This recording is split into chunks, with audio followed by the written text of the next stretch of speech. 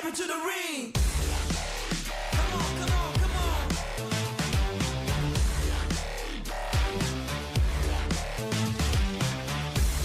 Let's go.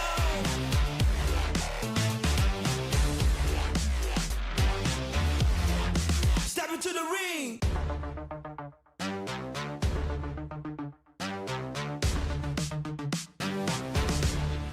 Step into the ring.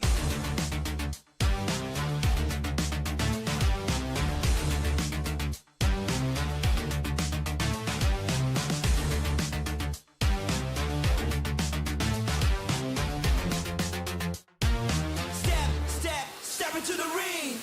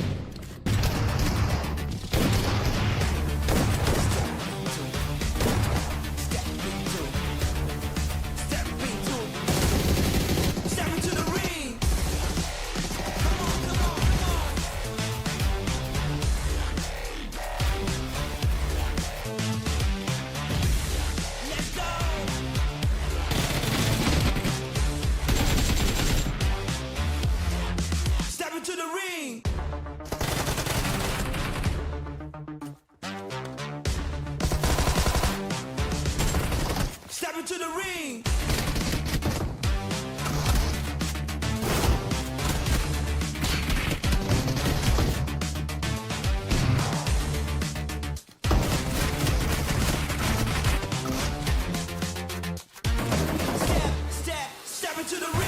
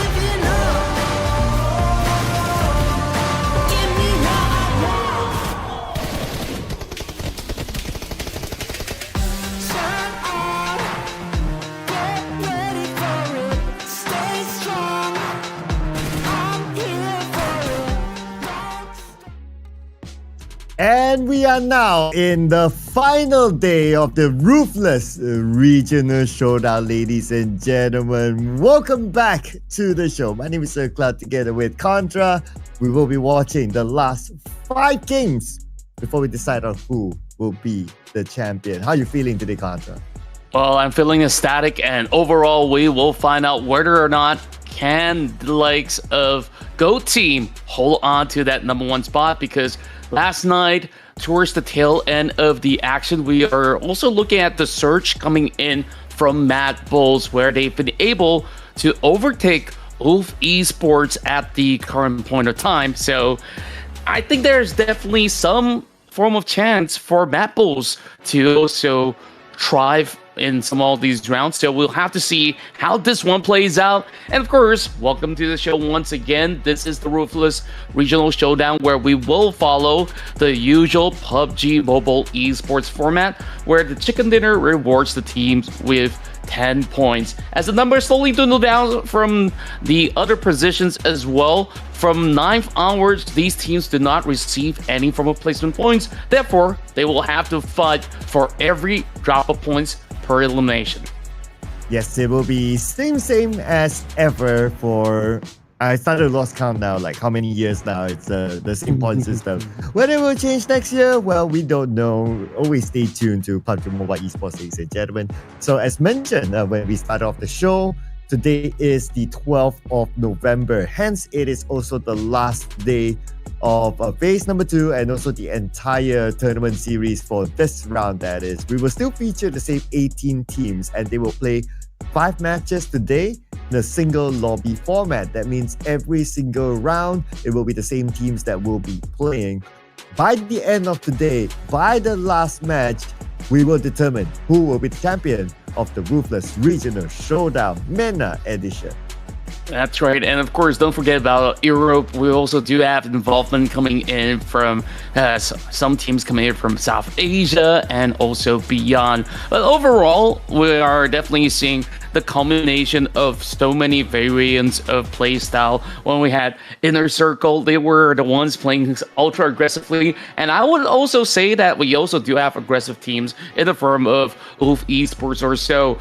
And of course, each day we play 5 matches as we kickstart our run inside of Rondo in a couple moments time. So of course, we're going to be combining phase 1 as well as phase 2's overall rankings to determine the champions of the regional showdown. So right now, as it stands, I think it's needless to say the most consistent team, not only in the form of eliminations per round, but also positioning overall, I gotta say, GOAT team, they really look like one of the best out there, maybe perhaps even in the world at the moment.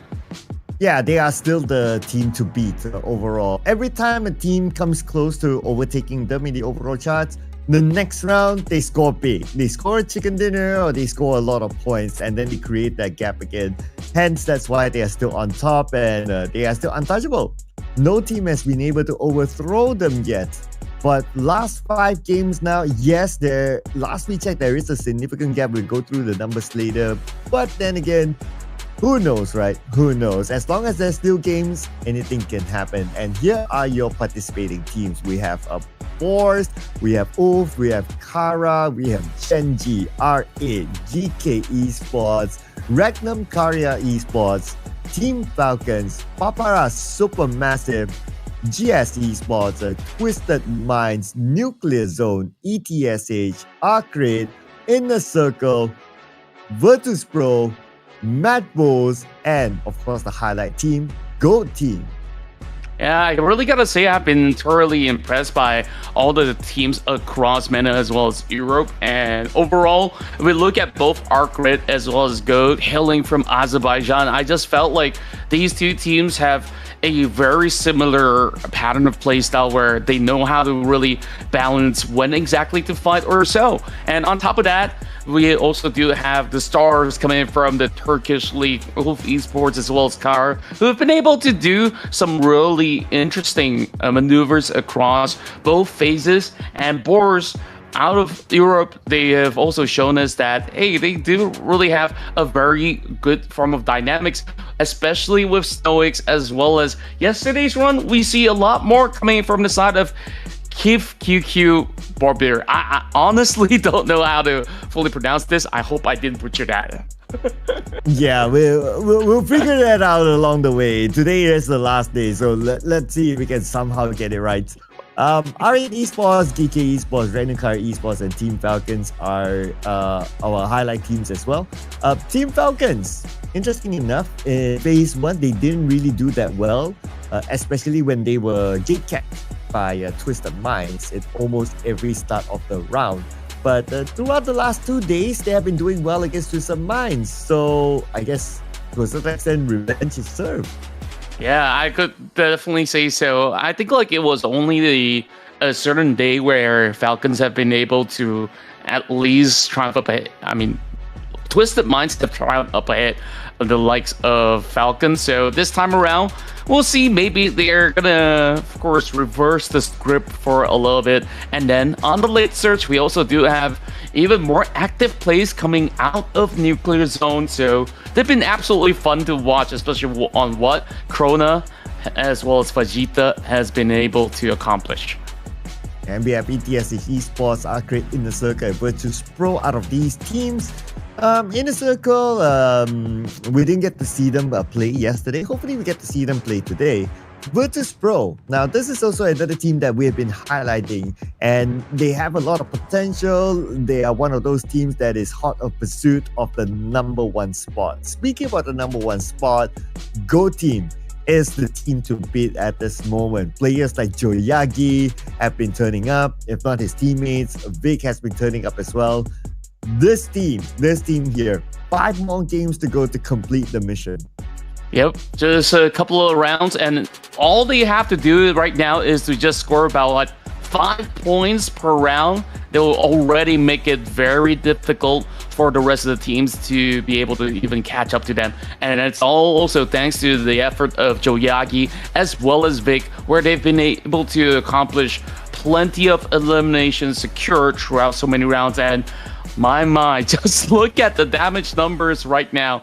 That's 11,000 damage overall. So if you take away armor and stuff, that would have actually accumulated to almost 113 eliminations by itself.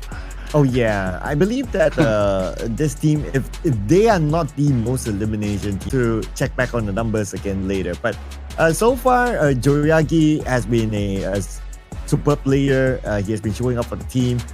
He was phase 1's overall MVP. And now coming to phase 2, he lost that throne for a bit and now he's back up again. But at the end of the day, of course, it's a team effort. It's not only Joyagi, but also his teammate Vic did perform, and that's why they are part of the road to MVP.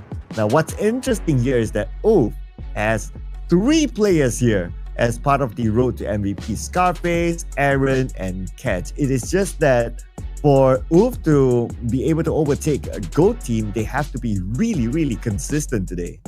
Yeah, they really had to put their very best performance. I think that what really costed OOF was back in, I believe it was day 1 of phase 2. They did manage to get too many points on some of the rounds, and that is what caused them to lag slightly behind of GOAT team overall. And then GOAT started to also secure chicken dinners and plenty more of the top 4 finishes on top of chicken dinners as well. So we gotta see whether if OOF can just finish the story right now, because the players have been able to yield results, but on those rounds where they did not accomplish points, that's gonna hurt them a whole lot. And other than those names that we've just mentioned, there's also Amuri that comes into the number 4 of the list of overall fraggers. Yeah, representing R8. So it's an interesting mix here that we can see on screen.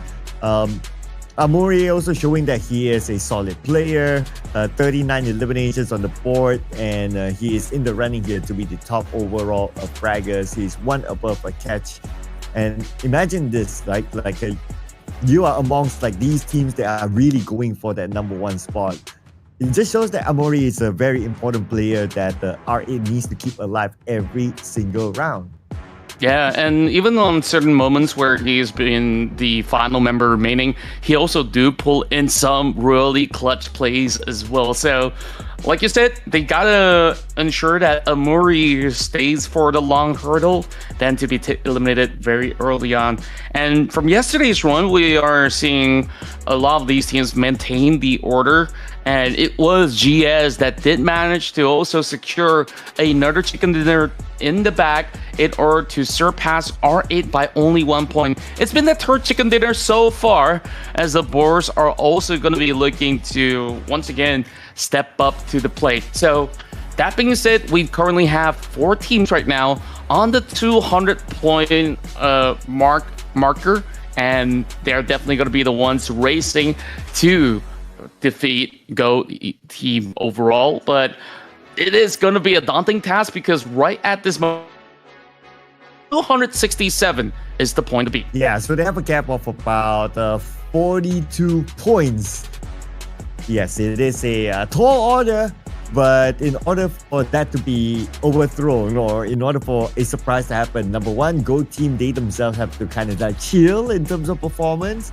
Number 2, teams like OOF, teams like MADBULLS, these 2 teams are the highest potential if any team were to be able to overtake a GOAT team. Have to put on a massive performance here, starting from game 1 itself. If with the 42-point gap, if the 42-point gap remains, then maybe by the second last game, we would have kind of know who is the champion.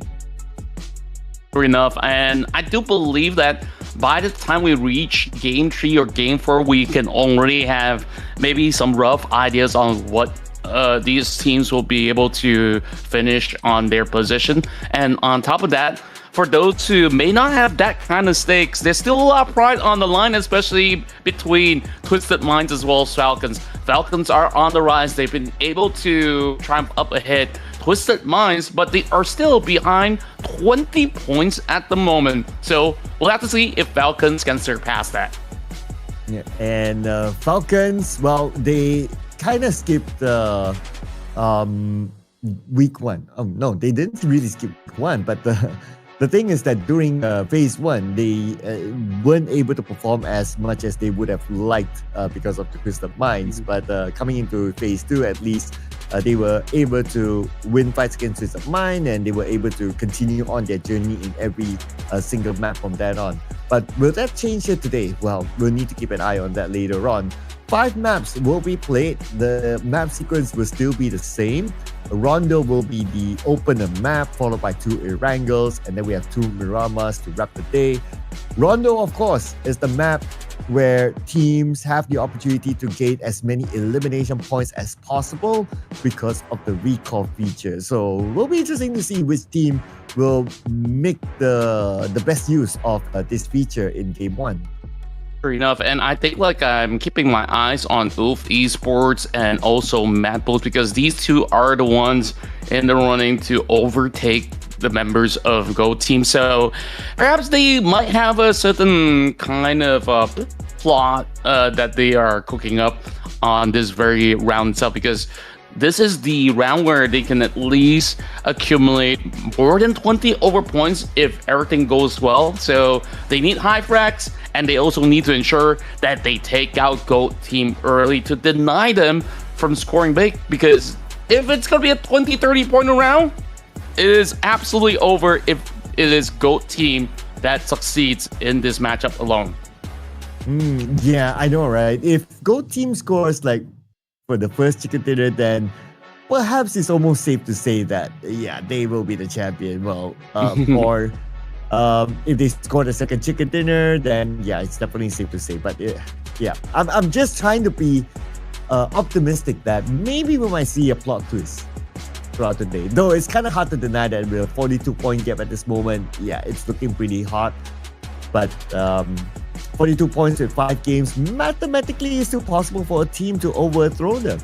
Yeah, overall, if the other squads are going to be consistently accumulate like more than 8 points per round, that means a total of top 4 finishes in most of all these aspects. And more often than not, when these teams make it to the top 4, they do have just about enough eliminations as well. So it's all about consistency at this moment for teams like MADBULLS, Wolf Esports. I'm not too sure whether if Virtus Pro is going to be in the equation or not. I think mathematically it is going to be quite tough, but we shall see. And from yesterday's run, certain teams were present, certain teams were not as well. So I hope that everyone will be able to put on a great showing for this evening. Yeah, since it's the last day anyway, right? So put it on to for the fans, and I'm sure the fans would love to see a good show today. So hopefully we get to see the best of all the teams today, and may the fans also put in your best support in the comments section, because I'm pretty sure during the break the teams will take their time to also look at the comments and check out what all the fans are talking about. And sometimes those positive comments could fuel your favorite team. So continue to give your support for your favorite team, ladies and gentlemen, in the comments. That's right. It definitely means a whole lot to them to keep them motivated. And who knows, eventually you might even see them in the upcoming major. So, of course, that being said, a little morale goes a long way. Now we're all waiting for the match to start. As of course, the split time is shown is just 18 teams are preparing themselves for the final showdown. I want to see teams challenging MADBULLS, teams challenging Road Team. Go Team? Go Team, yeah. Go Team from the very beginning. I don't know why. Suddenly the name kind of swapped to MADBULLS, but it's Go Team. Yeah, I want to see the teams challenging Go Team from the very beginning, because we have not seen like Go Team being challenged, like whether there was a hot drop or another team just go to their regular drop slot and to try to challenge them. We have not seen that. For the most part, we see Go Team having a very good start, and then they just show up like in the middle of the game, and then they just go all the way. So since today is the last day, of course, it would be nice to see if Go Team be tested at the very beginning, and let's see how that one goes. Yeah, and I really do want to see teams to play a lot more aggressively, play a little bit more fast tempo, because honestly, there's not much to lose if you're going to be somewhere in the middle pack or even dead last as well. So they gotta try all these kind of maneuvers that they may not have been able to, get used to overall. But here are our top performers for Rondo so far. GOAT team, they do have the highest average points as well as eliminations thus far.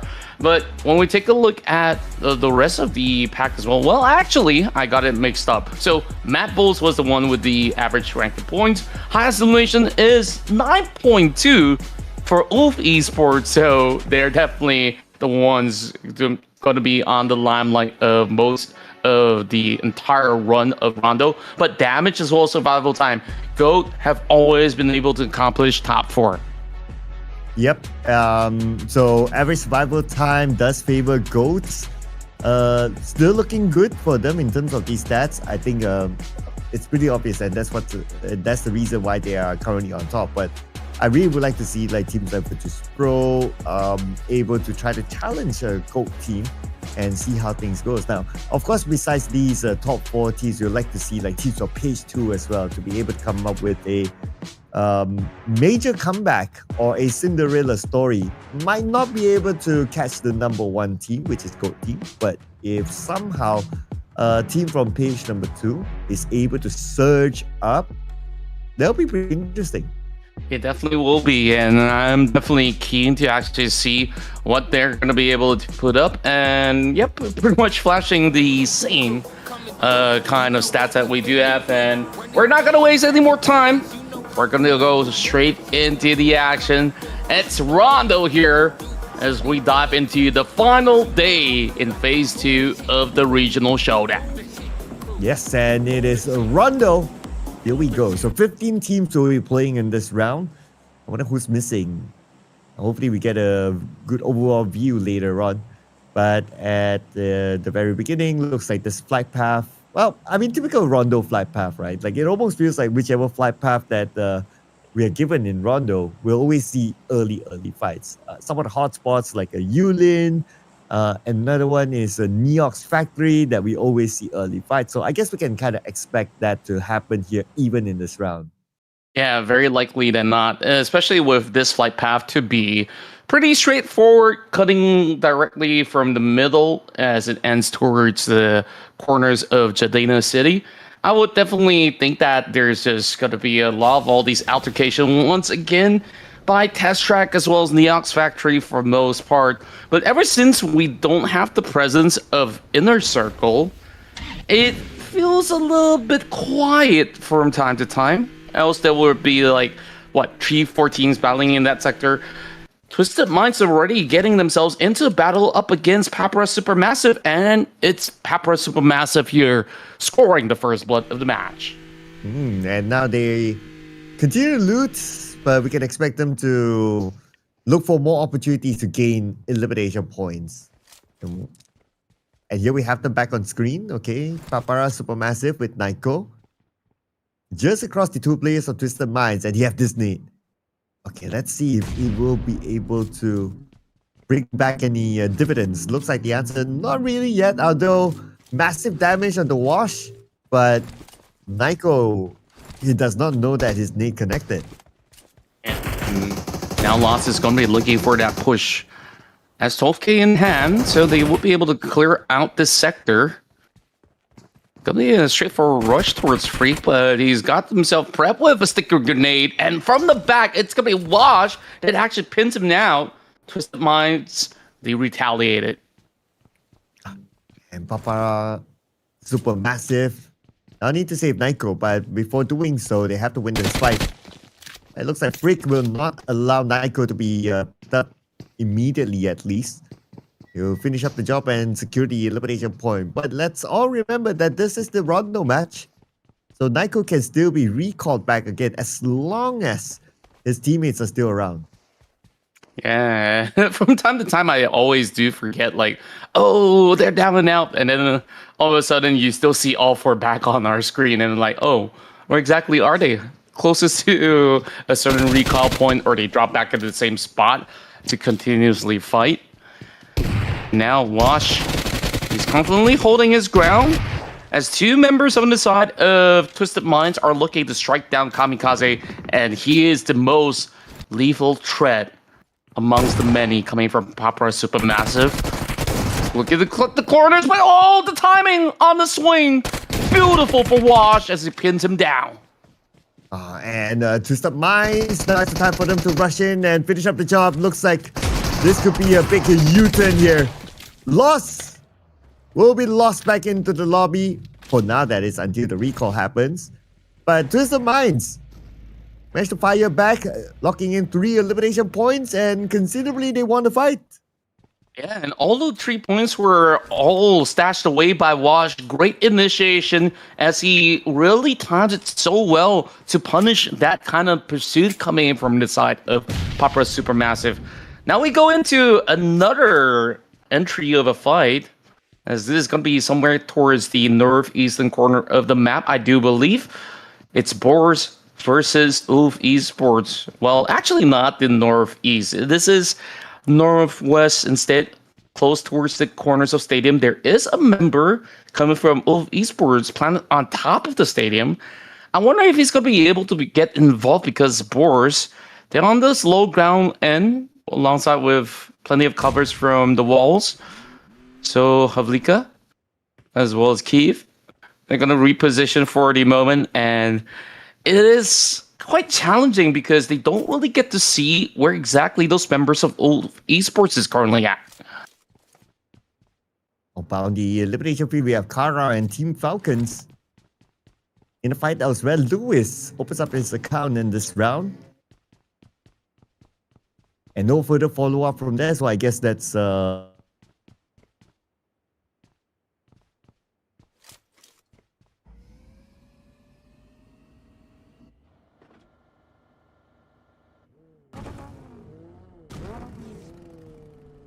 they would decide to continue to try to take out each other or just move away because they're not really in the circle.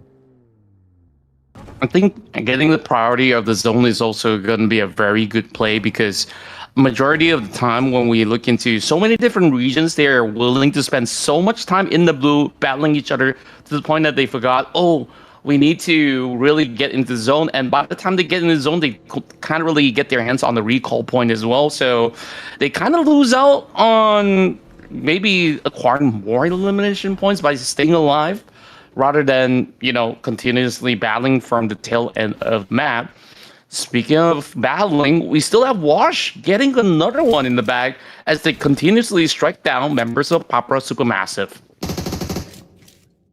Now Team Falcons, we have them on screen, still a full squad. Looks like the recall did kick in. And one of the players of Team Falcons actually on the way. When Navarro is alone at New York's factory, he'll need to join his teammates if they want to win this fight against Kara.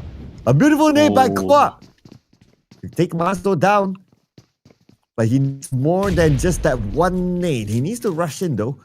But the fact that he is alone, so that's why he cannot really push. Yeah, it's really difficult. There is going to be redox that can actually provide just about enough firepower as they drop more and more of these grenades, but he's also soaking one. Oh, that was pretty close. Meanwhile, here comes CEO getting the shots fired back at the side of Falcons. They do manage to eliminate Rauf very quickly so. And Falcons now, they're being sized up. It is going to be 4 against 2. So I don't really see any form of advantage, as they do have that double swing right into the top end. They're already calling in for a little bit more of that revival already. Falcons, they're going to go on for that reset. I wonder if they will be able to pounce back. Right now, it's already 4 points gained from the side of Kara. And Kara, beautiful 4 points for them. Great start, and they did not give their point to anyone else. Yet, at least. Inside the stadium, we have Esports taking their time. I guess they were just done with the recall tower, because there's one recall tower inside of stadium. So after doing their business here, then I guess right now it's for them to focus on to getting into the circle, which is about 1,500 meters away. But do take note that the circle will close in about 5 more seconds. And it would depend by then whether it is too far for them or not. Yeah, I think that it wouldn't be too much of a stretch. PAPARA Supermassive, they still have Kamikaze here to be able to pull back a few members. I think that some of them have been taken out for the second time coming, so it is going to be tough for Nico. So they will have to play with 3 members for now. There's still members on the side of R8 over onto the far corner. And we're seeing this massive convoy to be moving into the areas just across Neon's factory, as it's going to be around the vicinities of Dancheng. Well, going back to Twisted Minds, Wolf Esports have spotted him out. Now, Oof, still beating in the blue, but this time they will need to pass through Twisted Minds. Securing another elimination point, 5 elimination points now for Oof. On the elimination tree, another team's fighting elsewhere. Random Carrier, Esports, and BOARS. We'll probably check back on them later, because right now, Twisted Minds, they are not willing to let go of Oof. Yeah, they're looking to just strike them out and not allowing them to bypass inside the zone. But Wash is going to be able to at least drive the other way around as he looks for another recall point, which is why they are forced to actually play so long in the blue zone. Now that it's still stage 2, relatively salvageable for the moment, because when they move into Dancheng, I think there was a limited amount of recall point. There's one across test track that is not going to be all too safe either, because we know plenty of teams, they love to vie for that spot. Random Carrier, Esports, now they're going to bump into another team. But on the elimination field, okay, Twisted Minds. They were so adamant on trying to block out Wolf that they were willing to give themselves to the blue. I'm not too sure if that play will pay off, though. There's a lot of all these teams who are late to the scene, they're starting to get tagged up as well. As plenty of them are actually getting themselves busy striking out members, and that is going to be Silas being punished for camping out over on the side of the street. BOARS so far gets their first ever point by the corners of Lohua Sin.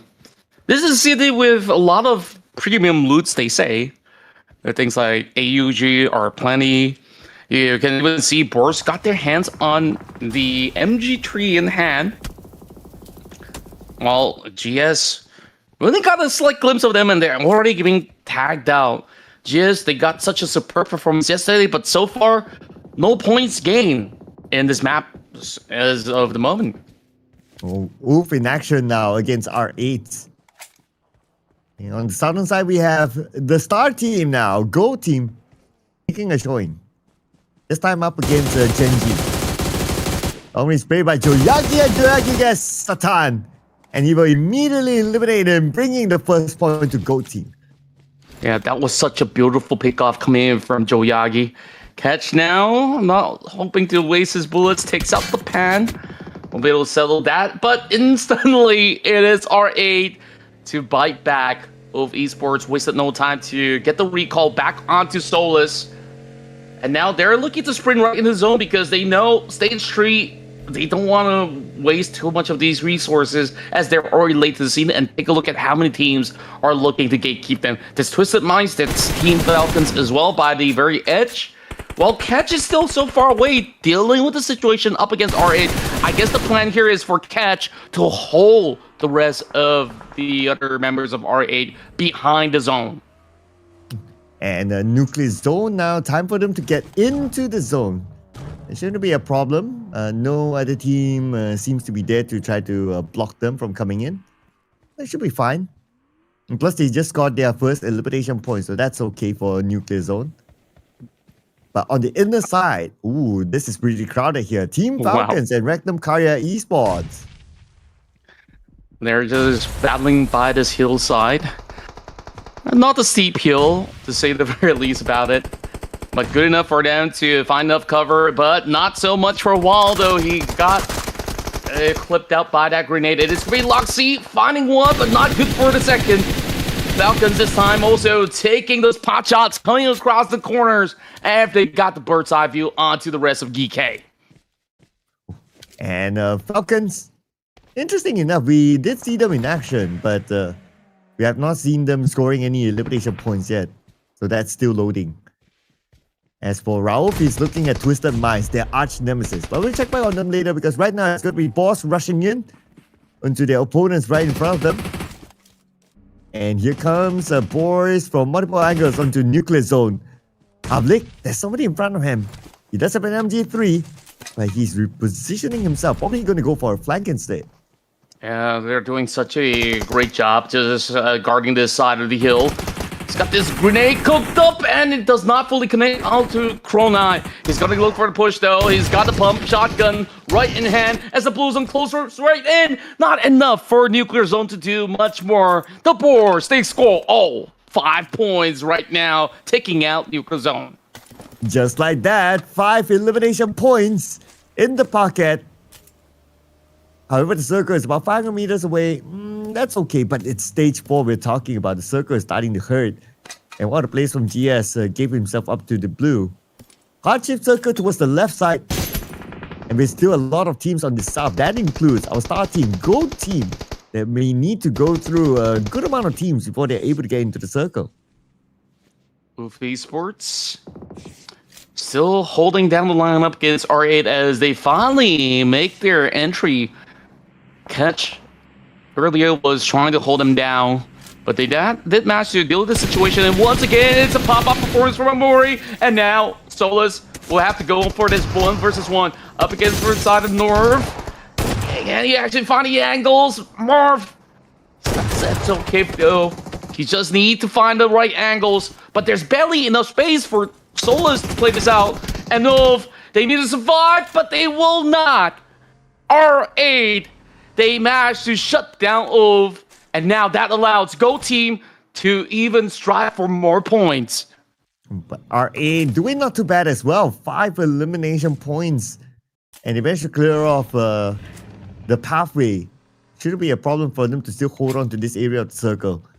But on the elimination feed, the zone took our player from Go Team. I'm curious to know what's happening at the southern side. That was last where the Go Team was seen. And Twigs out as well. To my rough calculation, I think Go Team now only has 2 players left. Yeah, and it seems like it's going to be a little bit of a struggle as well, whether if you're coming from the north, whether if you're coming from the south side. A lot of this space have already been taken by all these teams who came in much earlier than them. ETSH also soaking in the damage. They do have Baby to try to pave a safe passage for them to actually move right through from the northeastern corner. But Baby's already getting tagged. The rest of BOARS, they're doing such a massive job getting one down. Make that 2. Snowix, he survives, but he's soaking the damage coming from the blue. Does he actually get his way around? No, he does not, as GEEKAY with Nurzat takes him out. Nasir goes down. And looks like Team Falcons doing so far so good. BOARS Gaming, however, 2 active players left and they still need to fight their way through to get into the circle. Right in the middle of it, we have Team Falcons here, right across them. It's Twisted Minds, their arch nemesis. They sent out Navarro just keep an eye on to Twisted Minds, but Twisted Minds not really making any big moves. Instead, Team Falcons right now managing multiple teams at the same time. All around, you can see they are fully surrounded. There's GEEKAY, there's BOARS, and so many more. But for some reason, they've been able to share that space with Twisted Minds for a very long time. SAFG now being spotted. Ralph. He's down to this clip. He's only got extra 5 bullets on this AUG. And the other weapon is going to be a close quarter one with the S12K, so he needs to be on the reserve. He cannot afford to waste any more bullets. Well, R8, Marv can't afford to be engaged in the fight for now. He has to avoid all those fights since he's the last player for R8. And he found a good spot to just hold his ground at the northern side. Oh, by the crossing. Okay, that's Satan. Managed to get inside just in time. So I guess these two players, they will just be staring at each other for now. I believe they are both solo units for the moment. Hmm. So, Satan, he's just gotta see if he could land this grenade from a long toss. Gonna fall a little short though, but it's a great attempt to say the very least. And take a look at the far side of the screen. There's also Joyagi. So one of these guys might just be spotted up by the GOAT himself. And now another long toss.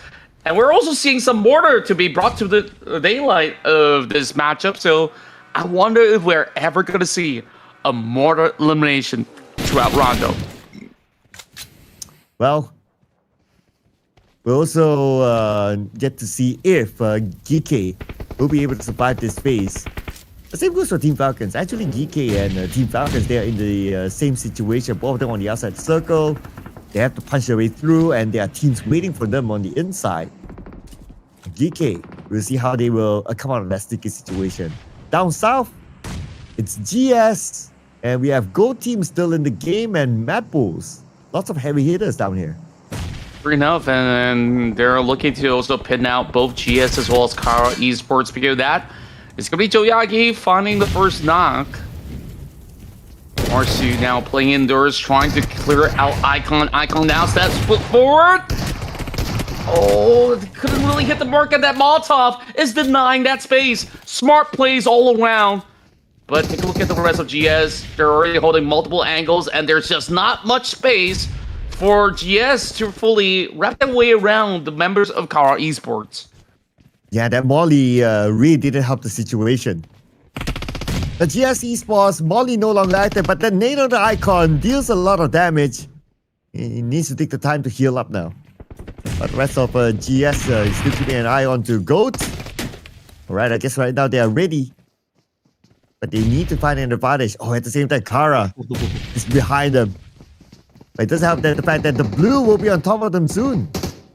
Yeah, there's just gonna be this very tight squeeze. This is why GS, they're trying to negate as many of these spaces as possible as they do blind them with a little bit of cover to smoke. They do finally secure a knock though, as CEO, he comes popping right around the corners of the wall, and now looking to chase down those members of GS. A lot of all these shots coming from the S12K, not really hitting the mark. But that also allows him to receive another vital info that there is another member of GS just across this corner window. Oh, Kara right now down to only one player left. And it's only Mr. Sion now being chased down by the members of GS Esports. At the same time, the blue will be on top of him. And Icon moves out. That is the end for Sion. But the point actually went to Joyagi from Gold Team. They're just making this an easy advantage as they look at these two teams brawl it out to the death. GS, they did manage to survive, but they don't really have the space to work with. And the problem is, MADBULLS have also got them all cornered up. So it's either these elimination points goes to the favor of MADBULLS or even the likes of Go Team. PAPARA Supermassive, only down to 2 members up against the rest of GEEKAY.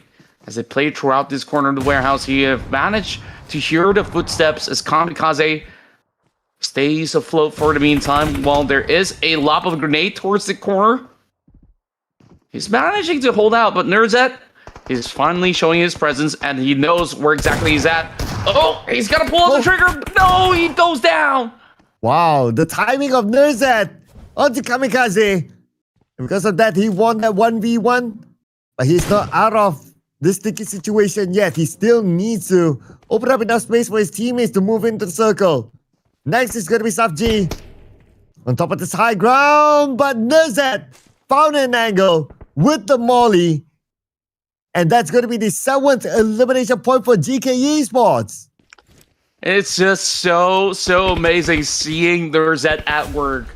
He's always so efficient in all these duels, and now there is the rest of MADBULLS also looking to pin them down. And they got the right angles to do that. Take a look at Falcons. There's Redox over on the other side of the corner. So I would say the rest of these members of GEEKAY, they're not exactly in the clear. Kraken now with a great grenade connecting. And once more, we got Go Team in the top 4. 6 points already, now hunting out the MADBULLS, and he strikes perfectly. Vic secures the knock. But Go MADBULLS, team. can they hold on? 6 eliminations now for Go team, and they could potentially add more now with the fact that MADBULLS is in front of them. MADBULLS also very focused on the Go team. But let's all remember there are 2 other teams around. There could be a third party. Potentially so. Joyagi now cooks up that mortar. Will he actually find a killing blow though?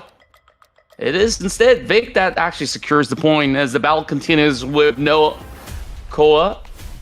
Locking out the rest of GEEKAY. They're just holding out a portable stance for the moment while Matt Pusher responded in kind. Finally knock out a member of Go Team. But because of that distraction, now MADBULLS, they have the time and space to actually heal up. Oh, but Go Team right now fighting against Falcons. And Joyagi just secured another elimination point. Pusher is going to push forward to go in for the pickup onto Lemon. And MADBULLS, they should be back as a trio. Look at the mini-map. There's each team's holding each respective quadrant of the map. North, south, east, west. Falcons now depleted to only 2 members left. Koa so far have been pretty efficient on how he works this one out. Let's see if Redux can actually find an alternative spot for them to actually play this one out. Because right at this moment, Falcons are the only one that's inside the zone right now. Oh yeah! And because of that, obviously they have the biggest advantage. Let's see, it looks like a Go Team, they might want to prioritize on getting into the circle, which is absolutely fine. Because if you get locked out, fighting each other, then it's going to be a lose-lose situation. But okay, well, on the other side, GK Esports, they're now coming in. So they will be the ones to distract Team Falcons from always looking at the Go Team. Yeah, GEEKAY. They were on the passive approach just defending themselves, and now it's about time they actually push through up against the rest of Team Falcons. The nades are dropping very close. Oh, it clips onto the spotter. Go Team now. They do have the crosshairs. Oh, the jiggle peek coming from Vic was sublime. Instantly removes spotter out of the map. Oh, this will give the opportunity for Go Team to still stay alive now. And Vic from afar gets Busher beautifully executed. And with that one down, he'll be looking for the other members of MADBULL. The other player just across him. Short range nade. I wonder, does he connect? It looks like the answer is not yet. Lemon tries to get his target, but I noticed that Nurse that just stole away an elimination point. Oh, there we go. Vic finally lands the blowout. And I believe that is the entirety of MADBULLS being taken off the equation. While we are seeing the rest of GEEKAY fight it all out, Gold, can they secure yet another chicken dinner to seal the deal and make it nigh impossible for the rest of the team? Okay, but before they do that, they have to overcome 2 other teams at least. Joyagi gets nursed. Team Falcons now moving in. Joyagi, frontal approach up against GEEKAY. Team Falcons might come in Lex. And so far so good for Go Team. 10 elimination points already. 10 and a chicken dinner. They could absolutely smell it for the moment. Down to 2 members left for the side of Falcons, and I believe as much as those space by the tight corners look to be a little bit more of a defensive cover for the side of Team Falcons, the blue zone's going to close in and go. They're directly in the center, so they're the ones that need to push towards the direction of Gold instead. Yeah, so Go Team right now, all they need to do is just hold their ground, play the defensive stance, allow the blue to put its own pressure on Team Falcons. And we have Vic here looking at Coax and also Redox on the other side. Speak about Redox, now we have him on screen. The blue is starting to close. Redox, he has no choice but to move forward out in the open. Coax, he does have an alternative angle. Perhaps this might just be a key moment for Falcons to be able to really go in for a big flank. Speaking of which, there we go, first knock. secured. But now the zone closes in. And it is going to be daunting as Redux drive right through the middle. Up between two members inside of GOAT as he will be struck down. And it's once again GOAT team with the chicken dinner. Go team again with the chicken dinner. But before we go on to calculate the scores, we'll need to take a short break, ladies and gentlemen. So don't go anywhere. Be back for the overall scores.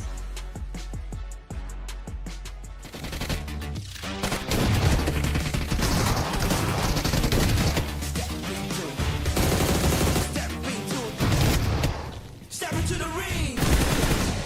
Come on, come on, come on. Let's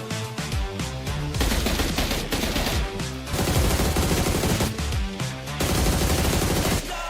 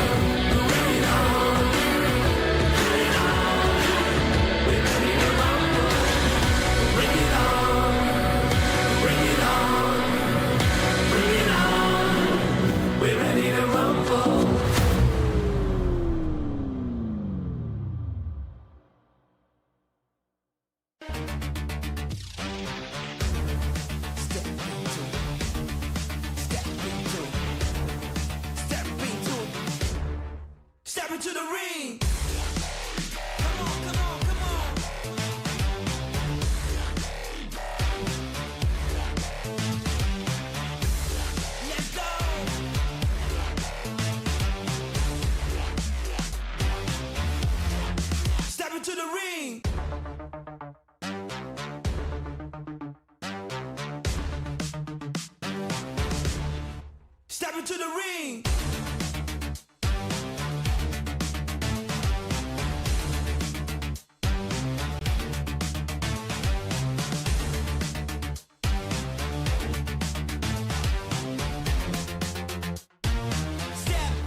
Step into the ring.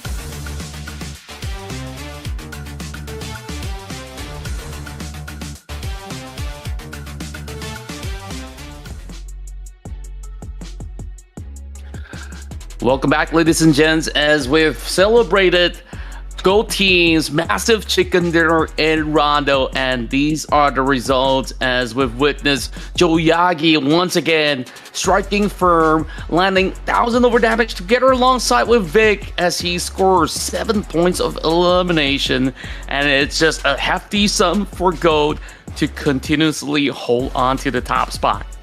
Oh yeah, 13 eliminations, chicken dinner, that's 23 points. I mean, of course, they will still be at the top, no doubt. But what's going to be important is for us to also calculate what's the gap like. So we can kind of simulate how far are they, or how many more games do they need to be consistent with at least that same amount to be crowned champions. And on top of that, we're also seeing whether if the rest of the pack have been able to also keep up to the rhythm for the moment. GEEKAY, R8, as well as Falcons, they've been able to accumulate plenty of points in this map. Yep, and so besides GOAT Team, GEEKAY, R8, and Team Falcons here as well. We're going to compare, of course, the GOAT Team and the Team Falcons, the number 1 and number 2 team. But we don't have the exact eliminations for Team Falcons here. We only know, like, okay, they have 8 knockouts and they have 1,752 damage. Maybe 1,752 damage is equivalent to, say, 8 eliminations or so. But that's just my rough guess estimation. We'll need to look at the points later on. But before we head on to that, again, GEEKAY, our MVP of the match. GEEKAY, he is absolutely unstoppable. I feel like there's just a player that just knows the ins and outs of how to really handle certain team fights and position well. And I felt like overall, GEEKAY have just shown us that he has what it takes to be probably a legend in the scene. Well, the other players here on screen want to have that legendary status too. NERZ, Prestige, as well as Wash. Besides GEEKAY, all the other players here on screen has 4 eliminations. So GEEKAY is way ahead of everyone else, besides only the eliminations, but also the damage output. He's at a 4-digit, whereas the others are at a triple-digit. So that just shows his level of capability here so far amongst all these amazing teams, including players like NERZ, who is one of those top players in the world as well. Now, match leaderboard. GOAT Team 23 points, GEEKAY Esports 13, RA Esports 12, Team Falcons 11. So that's the double G club. But interesting enough, this time, nobody went out empty-handed. Yeah, overall, everyone got themselves into at least a certain form of mix of battle. Despite us praising Ragnar a whole lot back in the past, I felt like they were gate-kept for the most part in the early span of the round. Therefore, they only walk away with only 1 point. And oh my goodness, we still have 4 more rounds to go, and GOAT Team, they're about to break into the threshold of 300 over points. They just need another great round to do just that. Yeah, GOAT Team right now, they are ahead by 67 points. Gosh, am I calculating that right? 67 Yes, you are. points. Wait, okay, 57 points. But still, right? But still, 57 points. Okay, imagine this, right? The benchmark of around 60 points is normally like if you play 5 games a day and you're one of the performing teams. So with the fact that we have 5 more games to go and they have that kind of gap, well, now I'm starting to doubt if any team can overtake a GOAT Team.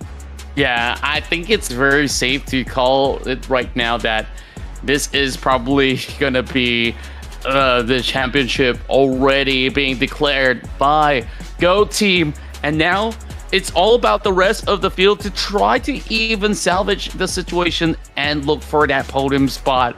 We'll see if they'll be able to accomplish more though. So I still want to, of course, see the rest of them really put on a great showing as we move into Erangel for our next match.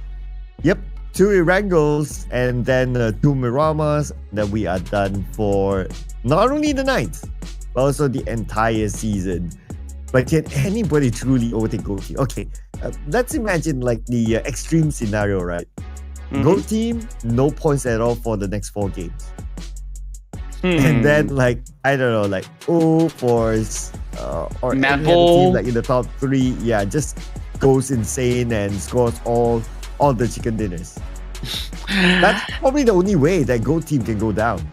Yeah, I think like this is the only scenario, but I feel like it is so difficult for teams to even try to punish Go Team without even dropping any of their members. So even if, let's say, a team goes and challenge Go Team, what if it goes down to even, say, a battle where only one survives, right? And Go Team get themselves like another 3 points.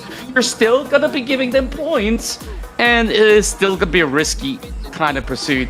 But I think it's about time that they really go all out, and if there's gonna be any form of ideation of trying to stop that from happening, they gotta find those hot drops. They gotta change their plans a whole lot, and I think that is not a comfortable situation for the likes of Manny. Yeah, not at all. Not at all. But I mean, if Go Team is already kind of destined to be the champion, well, I mean, if you want to be like that team that want to test yourself, you can still go and try and hot drop Go Team or try to look for them as early as possible just to put them to the test. Or maybe if you want to look at it from a different perspective, is to put yourself to the test. At the end of the day, this tournament that we're having here is also preparation for what's to come, which is the PMGC. So this is also one of these. It's a good training ground at the end of the day. Yeah, I certainly agree with that. I definitely think the latter is absolutely true. It's all about, are they capable to take on a top tier team overall? So when we do move into Erangel, we always see this battle between Twisted Minds as well as Falcons, and we're already seeing drop shots. Oh boy, Navallo somehow steers away from the danger. He does have the entire clip of the QBZ expended, and now they finally secured a knock onto Free. And that's going to be the first one down, but traded back and forth, but it's pretty straightforward this time. Falcons will shut down Twisted Minds. Wow, looks like Falcons, they continue to be the kryptonite of Twisted Minds in Phase 2. But this time an even cleaner win. Nobody from Falcons eliminated, and yeah, they obviously just took out the Twisted Minds. So now they will have the entire Pochinki for themselves. Well, GEEKAY Esports, all right, taking a safe approach on the right side of the island. They even have 2 players at shooting range. Okay, so they're quite scattered though. But as long as they can get together after getting these vehicles, I guess that's fine. It's still early on stage 1.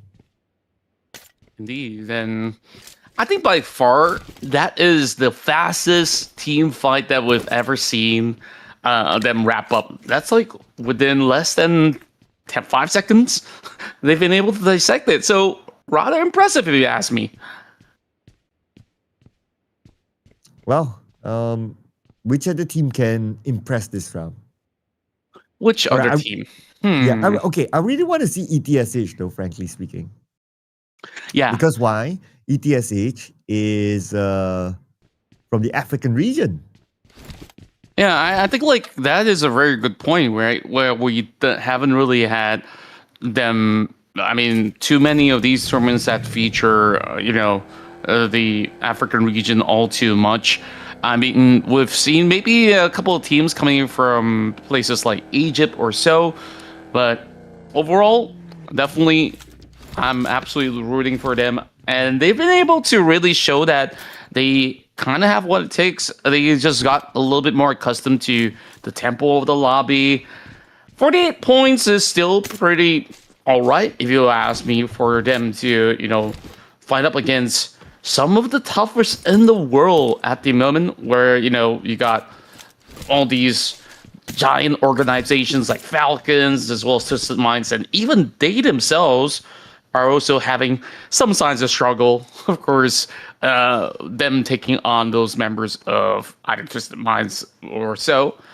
And now we're getting ourselves a region up north, dissected by the river. So this is going to be very, very interesting. Yeah, this northern circle is at least refreshing, right? Because we have been getting a good amount of like middle sort of island circles. So this one to go up north will be refreshing for us watching, and also for the players themselves to challenge their kind of rotation. Speaking about rotations, GS Esports taking their time. They're still in the military base island, so it's going to be quite a travel for them. But because it's a all the way up north kind of circle, and last we checked, there were not any other teams at the bridges, so I guess they will have an early access into the main peninsula, and from then onwards, they just need to zoom all the way up. Yeah, and it should be pretty straightforward for them for the moment. And like you said, there's just so many of all these instances where all these teams were just getting themselves pretty neutral kind of zone. This is one of the instances where they will be having a little bit of a tough ride getting by. As much as I do say that, we have not really seen any of these zones moving into the Sonoska Island, and I guess I kind of missed that for quite a bit. Yeah, we haven't seen that, right? Oh well, we do have one more Erangel after this, so we can kind of hope for that to happen. I mean, after this, the next Erangel is going to be the last Erangel, so if any interesting circles would happen, that will be the best time. But interesting enough, MADBULLS. Okay, Lemon. Oh, okay. Bonus stop at his compound for a 1v1. Interesting. Normally you would see like teams just don't want to engage, but I guess both sides, they want to challenge themselves. And this nade by Lemon from the back. That's a beautifully lobbed nade. Yeah, so precise. Timed very well, coming in from Lemon as well. And that's how he has been able to really shut down a lot of all these other players, especially towards the end game. But like you said, more likely than not, all these teams usually will just avoid any form of early conflict, but they're already regressing even to the likes of PAPARA Supermassive, scaling the top end of the hillside as Kamikaze hopes to tag out Lemon. And he's playing all of this by himself. That's what makes me even more excited of what he's trying to do right now. Yeah, he's really far away from his teammates. And it's not like, okay, they clear off that compound, the other teammates move in. Not really. They're very, very spread out. Look at the minimap. Tulika is by the bridge. His other teammates on the other side. Like, you don't always get to see this kind of strategy. Yeah, not at all. And I wonder if this actually pays out for MADBULLS. I mean, they're currently already ahead of Esports because of the 2 points that they did manage to acquire. And I wonder if this is going to be sufficient. And look at the current circumstance. It seems like Esports, they do have a member planet all the way up top. So if there's anyone to also stop the number 3 team, it has to be them. So we're probably bound to see some really epic action coming in from Mount Gatka with Ulf camping it out, and GEN.G, they're just by the sidelines from Ruins. And they also have a rather big spread as well. That's something that I noticed about these teams in general, that is, like, even like yesterday and the day before as well. They like to play this very tactically, and they like to like open up as much space as possible when given the opportunity. So a lot of times you'll see them quite spread out, like try to even like there was this one time I remember yesterday that there was this one compound, and then you had like a full team. I forgot which team was that, but they spread out like 1-1-1-1, and they like surround that one compound, and they just wait for whoever who's in there to come out. So I And noticed that that's a trend that they like to do. They like to just open up for space.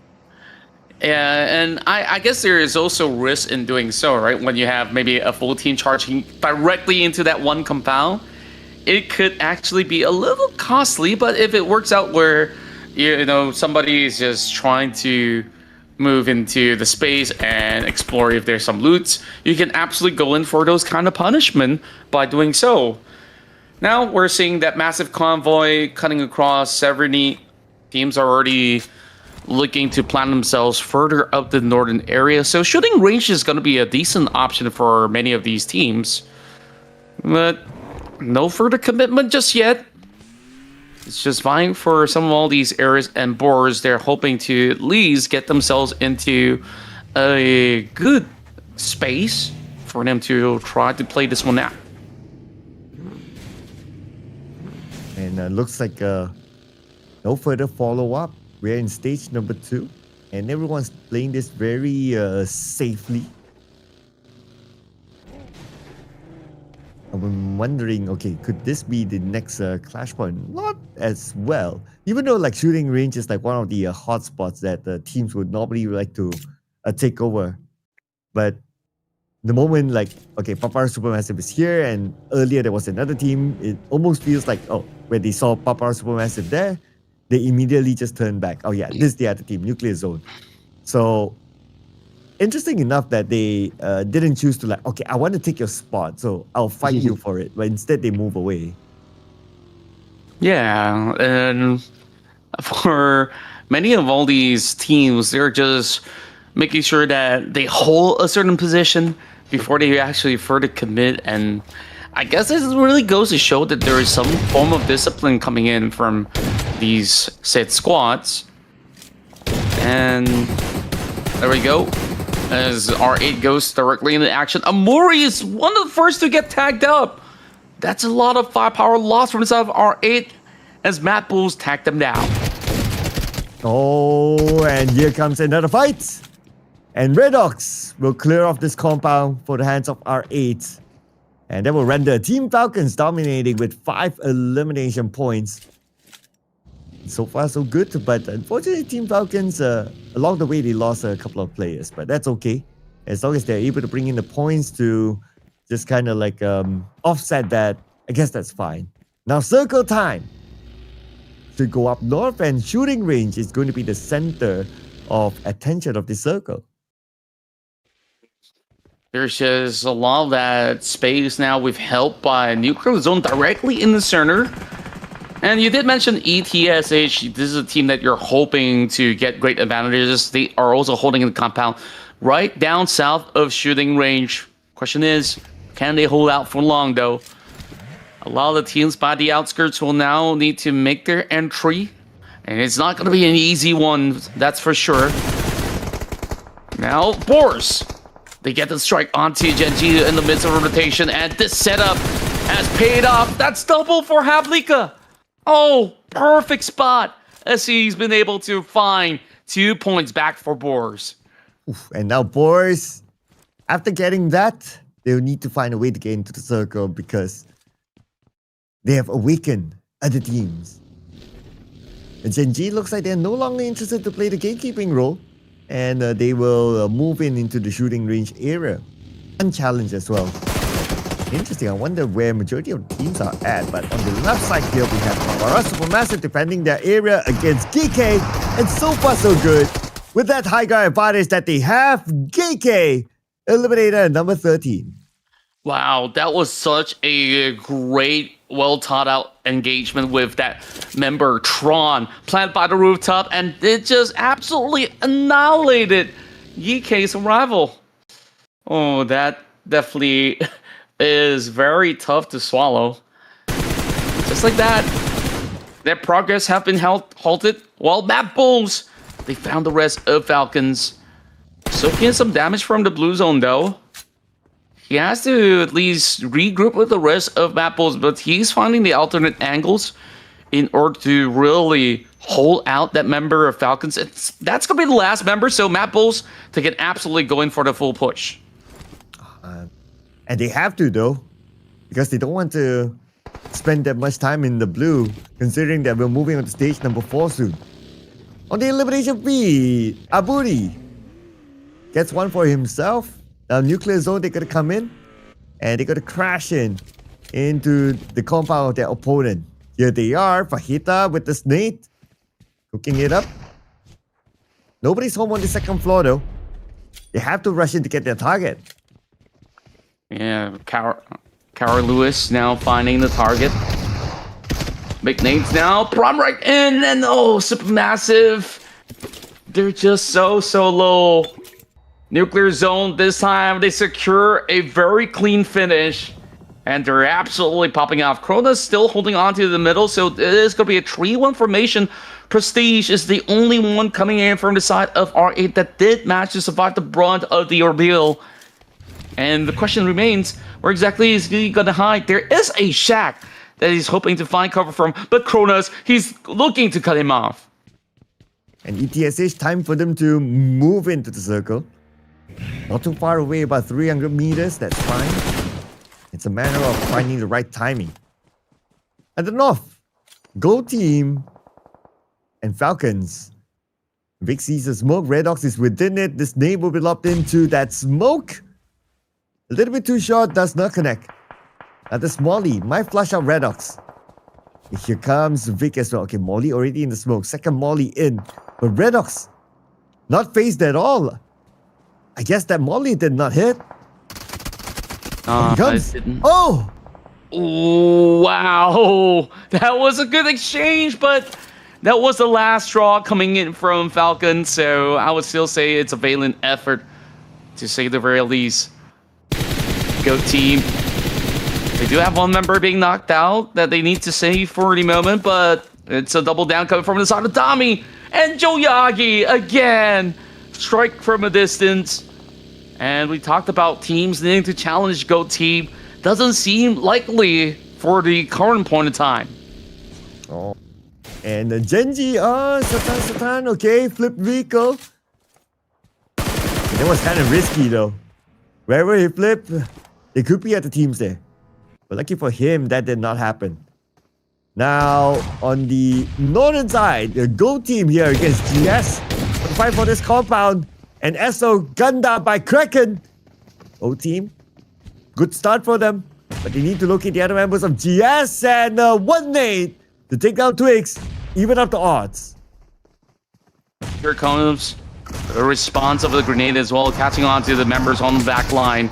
The rest of GS slowly being withered down while Kraken tries to lend a little bit of supported fire. Kraken now comes in with a jump shot. Can Kraken find it? Oh, it is a close call. The members of Gold are slowly being demolished. Tree on the ground. It's only down to Joyagi. Can he be the hero for the moment? DS, B3S.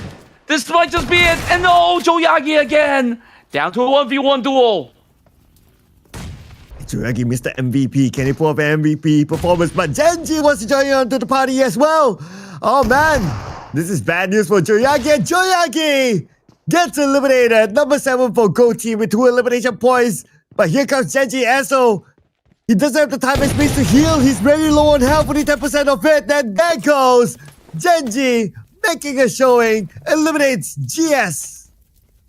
But it is GS that did everyone out there in the race a big favor by taking out Go Team. So that's 4 points that they did manage to acquire at the very least. Oh boy. It is quite a spectacle of a fight that we just got to witness. Down to that 1 versus 1 until GEN.G arrives to sweep the floor clean. We carry on. And also to consider what really went on. It was still pretty much a top 6 finish, top 7 finish for Go Team, so they did have a little bit of placement points. Not too many though. And this is a big fight breaking loose. Nuclear zone. They go back and forth up against the rest of MADBULLS. It's a 1-for-1 exchange. And Lemon is just hugging by the corner tree. A booty has got him all clipped up. Can he actually find it though? Oh, it's starting to be insane down south. All the teams coming together right now. Nuclear zone. One of those teams still on the outside of the circle. 13 more seconds before the zone starts to close. Long range spray by Abudi, but not able to hit his target. But now, he also needs to worry about getting into the circle itself. Oof is the one gatekeeping on the inside. Can they find more? This is going to be the biggest possible round for them ever since GOAT got eliminated. Nuclear Zone is the one that's taking charge of every single battle at the moment. They're the ones chasing up against Scarface. Scarface dangerously low.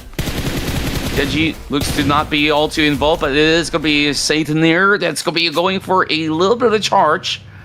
Going to be prioritizing on his safety over on the back end of the kill, but they are still going up against that member driving right through. Baby has got to really ensure that he's not going to be taken out easily.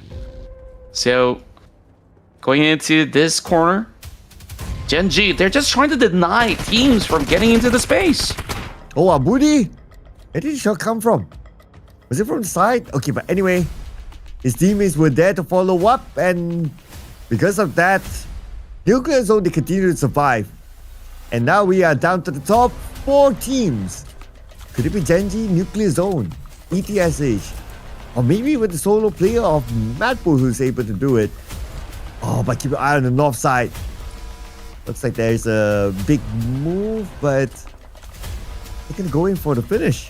Oh, there you go. Lemon gets dummy. That will awaken the other player of GEN.G.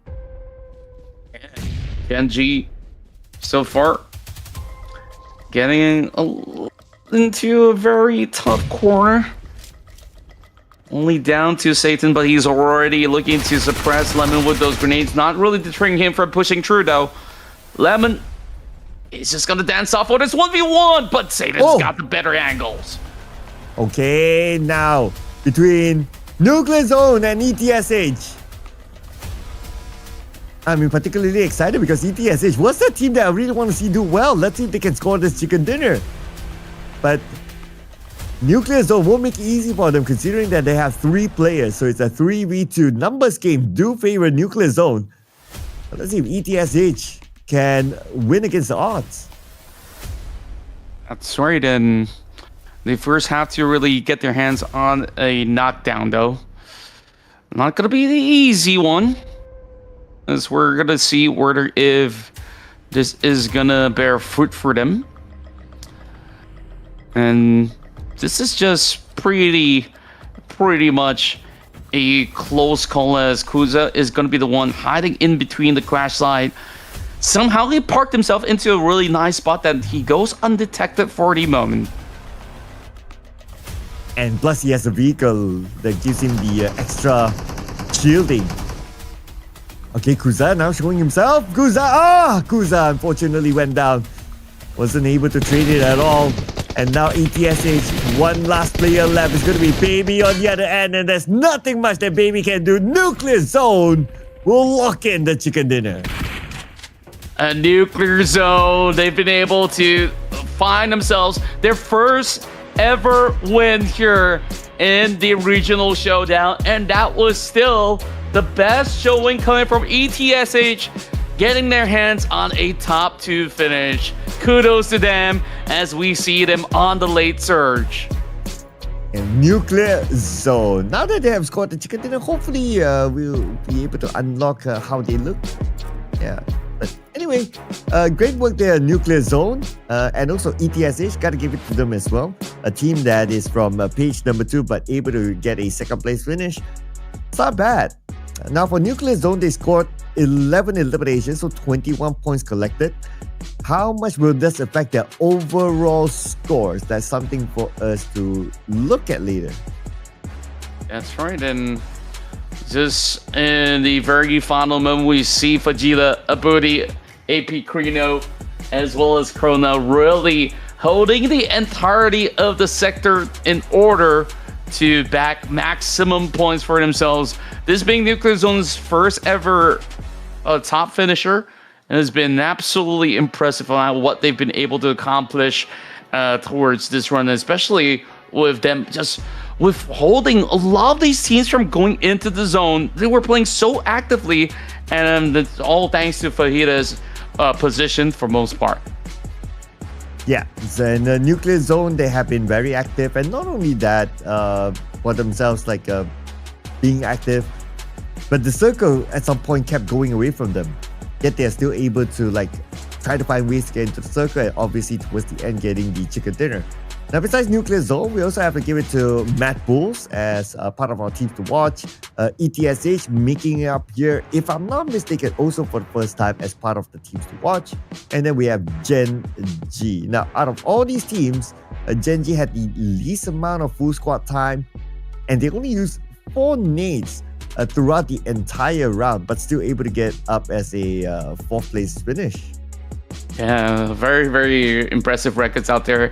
And this is by far Nuclear Zone's best amount of aggression being shown with 1,000 over damage alongside with 6 knockouts. So finally, they've been able to really get things running on how they really want it to be. So that being said, ETSH, they just about enough to really make the top cut of this round. So hopefully more to come for the side of ETSH. And Mr. MVP this time is Lemon from MADBULLS. 6 eliminations, 1,224 damage with 5 utilities used. And Lemon, he did show up a lot on our screens as well, putting up a good performance for his team, and one of the key catalysts, not only for this round, but even before this, MADBULLS, one of the more consistent players, I must say, is Lemon.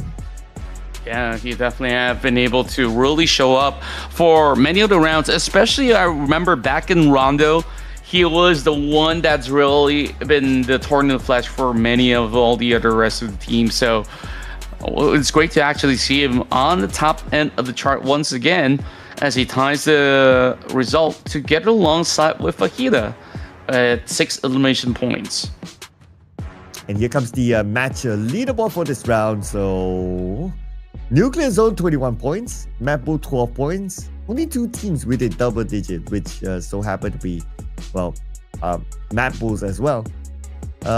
No points at all for GEEKAY Esports and Twisted Minds. Twisted Minds was also because of Team Falcons, who won against them inside of Pachinki. That's their evergreen rivalry since phase 1 anyway.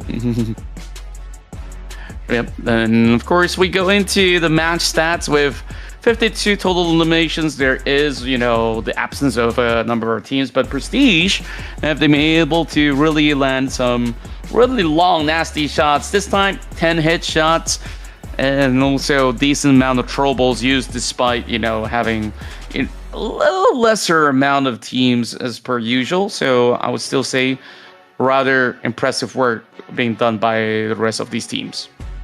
Well, after having a good round, MADBULLS now is the team at 2nd place with 242 points, but the gap still remains that big. Let's see here, 53-point gap between Go Team and MADBULLS. And we only have 3 more games to go. 53 points. Yeah, the gap is still super duper big. Flipping over to page number 2. So we have Nuclear Zone. After scoring the chicken dinner, they move up 2 notches to number 14 now. So they are only 7 points away from at least getting the 100-point mark.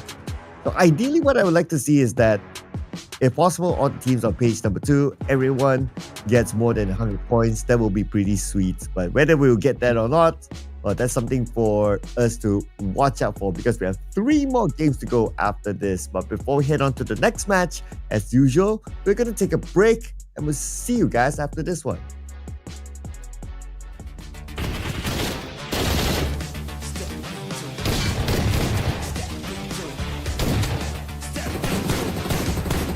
Step into the ring. Come on, come on.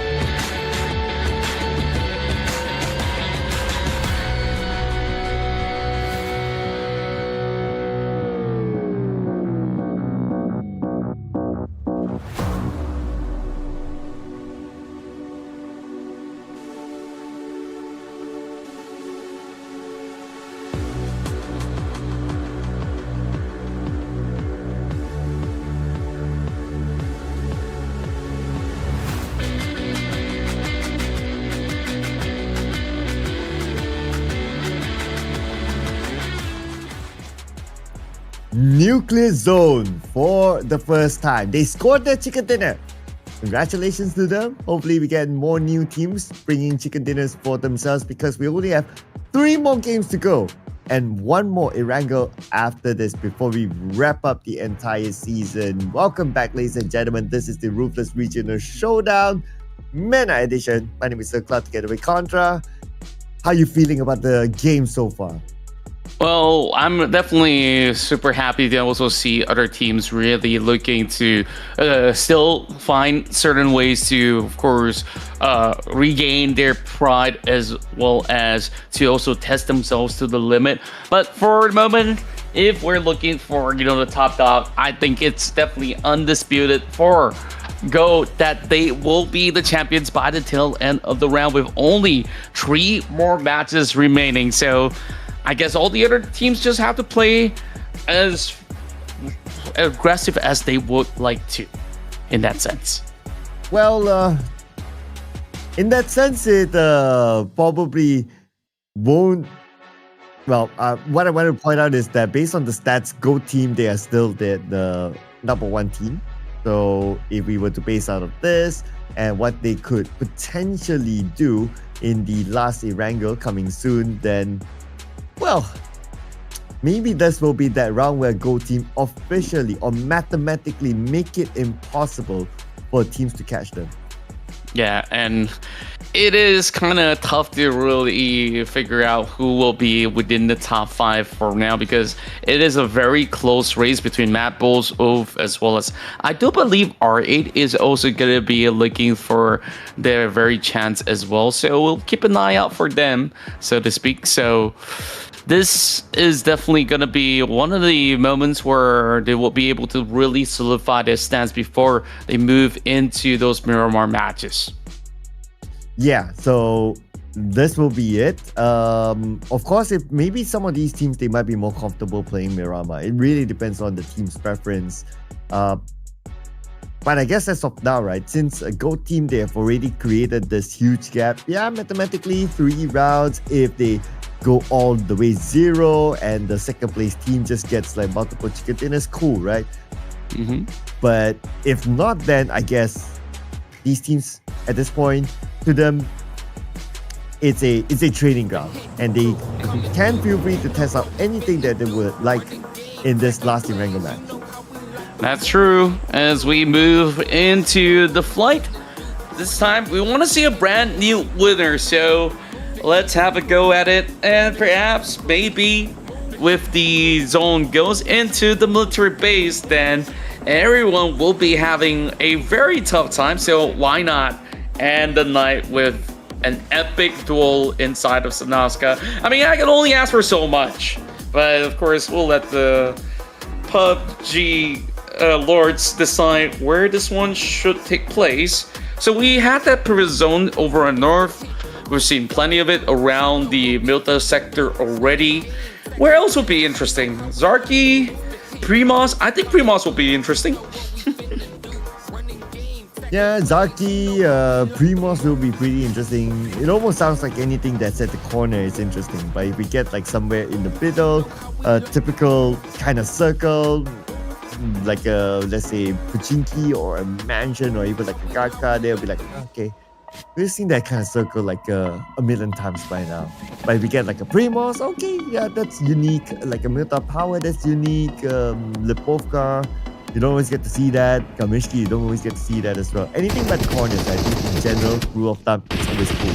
But what's not that cool is Team Falcons are losing players. But we're getting our American base circle. Oh yeah, ask and you shall receive. Meanwhile, it is Falcons on the receiving end of the bullets. Wash! Today has been absolutely popping off. We'll have to see if he can actually find more conversions though. Redux on top of the roof. He does have the barrel in hand, so absolutely good enough to demolish squads if they were not careful enough. Lord now, spot out by the corner of the wall, but there's just no angles whatsoever for the Valo to work with. Oh, Falcons, they fight back. Twisted Minds, they only need to deal with one last player now, Navalo. Representing Team Falcons, he does have a shotgun, very clutchable weapon still. So anything can still happen here. Like going up against a 3. Okay, in fact, he now has a DBS. Super duper clutchable weapon. But if you have 3 players who kind of knows where you're at, I don't know about the chances now. His DPS gunplay skills has to be top notch now. Yeah, and it is absolutely risky to also rush directly upon these players. And this is the risk that we talked about as well. Navallo did manage to draw the exchange, but it's going to be Lord that closes it out. And Twisted Minds this time, they bite back, and they only lost Freak. So, not the worst of beginnings. And at least Twisted Minds this time around, they get to play the game. Oh yeah, this is also the first time this week that Twisted Minds they win a fight against Team Falcons. So that's a new record there. Yeah, before this it's like Team Falcons all the way. But speaking about a team that went all the way is GEN.G, just to be eliminated by Go Team. Ooh, boy. Teams are just looking to be so feisty in this round. And I'm absolutely loving it. Plenty of action as teams need to rush into the melee base. I have to, of course, get the glimpse of what else is going to be on the line, as some of all these players already going pretty deep into the fold. Where Go Team, they walk straight into the crosshairs of GS, and this is the second time GS has eliminated members of the side of Goat. So last round, it went to a 1v1 duel. Now the question remains, does Goat Team commit to this? Interesting. We don't see them doing that yet. So we'll check back on them later, because right now on screen is going to be Kara Esports rushing in onto another team. Kamikaze gets Geo. That's going to be Derma defending the ground on the inside of the circle, but not on the military base island yet. This is by the edge. So I guess whoever wins this one will have one of the other best access into the island besides the bridge. But nice day there by loss. Yeah, beautiful stuff coming in from PAPARA Supermassive. And it does connect over on to another member, Lewis, who's needing to heal up right at this moment. There's only 2 members left. PAPARA Supermassive needs Kamikaze to come in for the flank. The Nate's now trying to stop Nico's approach. But this is going to be a little tough call to just get right through the fray. And Nico now managing to cut through, looking to squeeze tight into the corners of the stairwells. Choyagi did manage to go in for the refract up against the side of GS as 2 battles are commencing at the very same time. Choyagi, he does actually get more. Iwakara has been able to strike, and oh, it's just absolute chaos right here as PAPARA Supermassive, they're the ones this time receiving the short end of the stick, with Kara recovering in this team fight. Opposer is pretty low on health. He needs a bit of time to heal. Lucky enough for him, he does have this first aid. Oh, Kamikaze with the explosive arrow. But still, they managed to counter back onto him. PAPARA Supermassive have been eliminated. Now Go Team in action against GS. Kraken's pretty low on health, but he only has bandages. No first aids at all. Could use a couple of first aids. Choyagi is pretty busy on the other end based on the minimap. And this is just going to be a little bit of a dicey situation right now, with some of all these other players just trying to really get into a little squeeze of that space. Detriez barely has anything left, and it doesn't help that he's holding on to the Kar 98K in this close quarter combat. MADBULLS, Tulika, and Spider-Man. They must win this fight before they can save their teammates. Go Team now dominating with 5 elimination points. Looks like they won the fight against GS. Okay, interesting. GS out with 2 elimination points. Anyway, now MADBULL on screen against Ulf. overtake point within the inner side of the island. And now they'll be the ones to try to stop MADBULLS from moving in further. And MADBULLS, they've already got quite a decent spot for them to actually play this one now, but that vehicle is already looking to blow up. While Oof goes in for a little bit of recovery, they just basically shove the player back into the vehicle in order to rescue him a little bit later on. So Lemon, as well as Tulika, they will not allow the rest of Oof to get out of the side for the moment. And there's just no time for them to even go in for the pickup just yet. So they have to find a way to fight back. And MADBULLS still underneath this bridge. But at least they still have the circle for now, that is. We'll see how far the circle will shift in about 13 more seconds. Inside of mid to the base itself, we have GEN.G. They'll be okay there. As long as you're in mid to the base island, you'll be fine. But now with the circle, it should go to mid to the base island. Oh, all the way down south. Okay, interesting. And we still have a lot of teams on the main peninsula. Yeah, I'm trying to keep count right now. There's about like 6 teams, including Kara, who is yet to bypass the bridge. They just settled the fight alongside with PAPARA Supermassive, and there's just so much of that empty space over on the southern port that is being unclaimed. So, Go Team, they could basically take this opportunity to move around. And speaking of which, Go Team have already achieved 300 points at this moment. On top of 5 elimination points. It's just crazy of what this team have accomplished in the span of 6 days of action. So if we were to divide that, can we do some quick math right now? That's like what, 30-ish points per, well, actually, no, it was not 10 games per day. I'm trying to math here, but it's kind of like 60 points per day, so to speak. Although they're thereabouts, 50 points. I don't know. Yeah, 50 points per day. Yeah, there you go. 50 points. That's the math there. Average of 50 points a day. Well, also considering that today has not ended yet. So assuming that they get like multiple chicken dinners later on, then it would have been like average 60 points a day. Yeah. Great to have 2 Asians to be on the caster's desk to make these kind of calculations. Anyways, of course, Asia, not everybody could do that.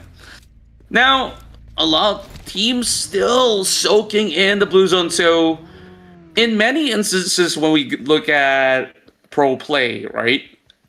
A lot of the teams who may not see a great opportunity to move into the island, they will just succumb to a fight. So, I think like that's probably going to be the better call right at this moment for teams to do just that, because they might just walk away with 0 points if they did not even get their chance to cut into the middle base. ETSH is currently holding on to the western side, while GEEKAY still hugging by that corner of Novorobnoye, blocking out that eastern bridge where they might actually find the funnel of BOARS as well as neutral zone to try to make the passage into the island. And interesting enough, like GEEKAY is still here. And they seem to be still committed towards the bridge. Okay. This is where we start to look at their healing utilities, right? It's only 1 first aid, maybe a handful of bandages, and that's about it. So I'm not too sure. If they have a ton of first aids, cool, right? But if they don't, then I'm not sure about this decision. I worry that it's going to be a lose-lose one. Yeah, it might just seem to be the case. Oh, it's definitely going to be a very tough fight. But the zone now, smack dab on top of GOAT Team. MADBULLS also joining alongside with them over on to the far south. Meanwhile, ETSH, despite them having, you know, a lot of all these early entry into the island, they move in rather late. But it shouldn't be too problematic for them as they decide not to camp out the bridge. So this should play out accordingly for the moment. That's a spray by Kevin and Ragnarok will get Fajita. Waiting for the other players from Nuclear Zone to come by, but because of that, Nuclear Zone, obviously they won't. Now they're stuck at the bridge together with GEEKAY. How are they going to get out of this? We're at stage number 3, and this is where we also need to wonder how many healing utilities that Nuclear Zone has. Yeah, is it enough for them to basically make it by? Oh, such a tough spot to be in for Nuclear Zone right now. Kevin, he's got those boosters up with only 1 first aid. I guess it might be sufficient if he does win out trade and immediately go in for the loot. Other than that, I don't really see a great way out for them. Yeah, I think so as well. I think this is going to be it. Can you imagine, right? If these two teams, they don't move from the bridge, that will also affect R8 and BOARS. Because they can't use the bridge as well. Indeed. And yeah, because of this current landlocked situation, R8, they're also hanging back. So we might actually see a force major fight between BOARS as well as R8 right at this moment, so to speak. BOARS now 2 first aid, but 28 bandages for Robs. Okay, I think that he's going to play a lot of healing game in order to get by. Well, hopefully he has enough though. Now looking at BOARS, looks like they happen to meet with their opponents from R8 just before heading into the bridge. This is going to be really interesting. If whoever's at the bridge turns back, Nuclear Zone especially turns back, they will bump into this fight. So, I don't know, man. This is like a big gridlock here. And it looks like this fight will not end just like that, or will not end easily. Not at all. It's not a good ending for both sides. Not a good ending for a majority of the teams. There you go. Oh boy, I think like by the time we get into the end results, we might actually see like only 40 eliminations or maybe even less in this matchup. GEEKAY did manage to cut right onto the edge as they're bound for a fight up against the rest of Kara. More and more casualties through the bridges, and the zone decides not to camp out anymore. They've done just about enough already, so we'll see. They'll be hanging on for the meantime.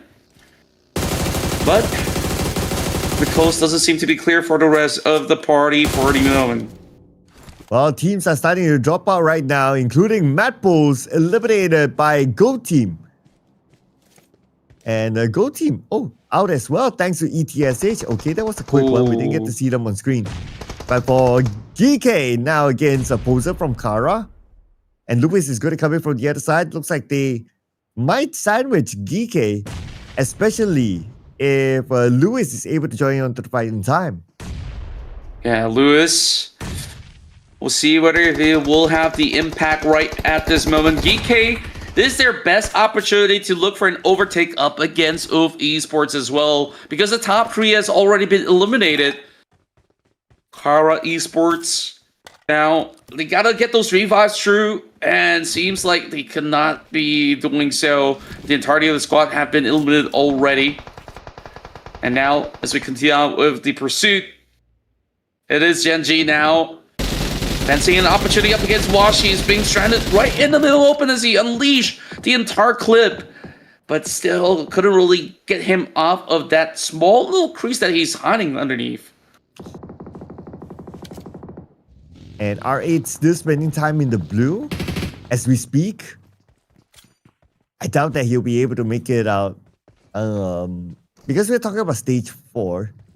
Okay, now we have a better idea of where he's at. Okay, he's coming in, passing by mid to the base.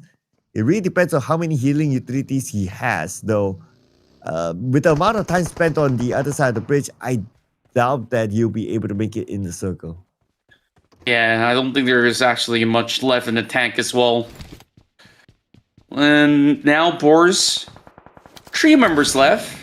Should be good to actually pick up this fight up against the rest of Nuclear Zone. Like I said, Nuclear Zone, they were slightly depleted. And the rest of BOARS, Now hugging by the corner of the wall. And there's just not much that is going to be able to for them to really find just about no space. Well, it's getting a little late into the night where my English ain't Englishing. But here comes the entire squad of the BOARS charging right through, looking to take out a booty. And Booty 1v2 now. Sends a Molly just to buy a little bit more time. But here comes the blue as well. Okay, BOARS will need to move forward. Booty, will he have the space though? Okay. And not going to be a conversation no more. With the fact that he has been eliminated. That's it. And now we're in our top 5. Circle shifts over. ETSH has the circle. Yeah, and could this be the case where, like you mentioned, they did manage to achieve the top 2 finish? It might just be the first ever chicken dinner for ETSH while GEEKAY strikes another player out from the side of BOARS. The BOARS, they're just like by the edges, and there is just no reprieve whatsoever for Havlika. He's being spotted out already, and GEEKAY is not going to let them survive for much longer. And the GEEKAY Esports now dominating. But can they continue to dominate the map? Kevin gets one. Right around now moving in Mr. MVP for GEEKAY Esports, but there's a fire that's still active. He has to take a little bit of time to heal up using his last trusty first aid. But while all that is happening, looks like Pubg decided to deny away the point. It's got a P90 in hand.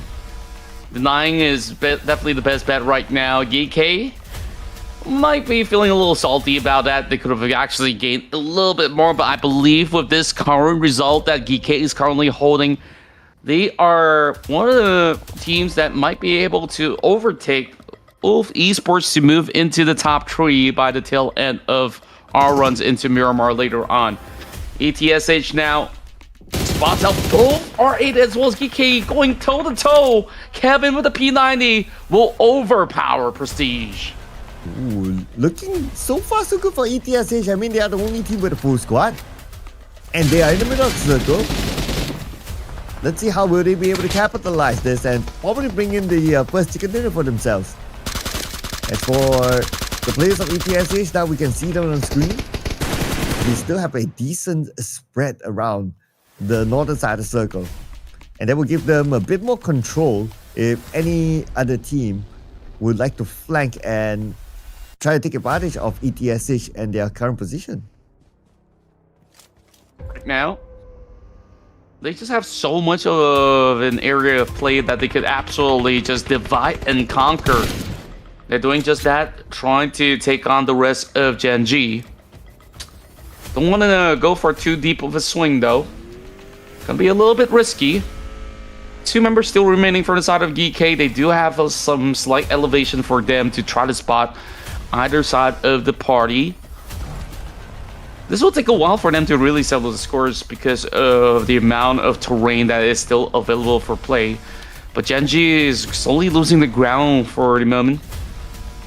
Doesn't help for the fact that the other half of the zone is actually by the water. So ETSH, they just have so much of this coverage inside the mainland, and now it forces the rest of GEN.G to try to push through. Here comes the attempt by Dami.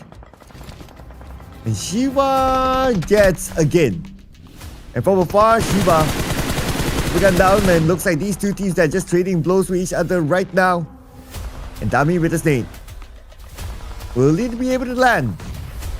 Fine, okay, a bit of an overshot, but still enough damage to bring his opponent's health down to 30%. And while that was happening, Yusuf just got eliminated. Same goes for again.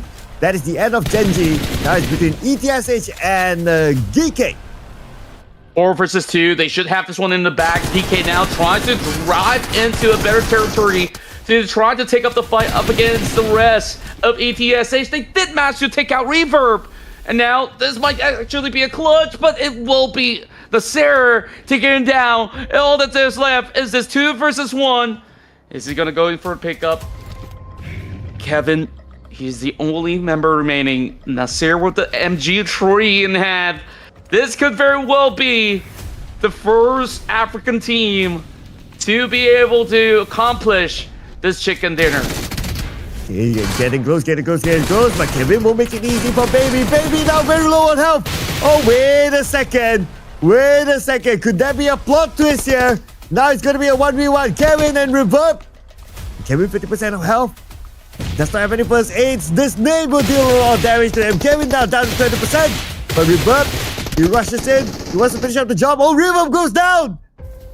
Oh, wait a second. There you go. Pan to the end. And ETSH Esports scores the chicken dinner. Wow, the faithful being rewarded towards till end. A crazy round here in Erangel with the Sonoska military base ending. Rewards ETSH Esports with a chicken dinner finally in the regional showdown.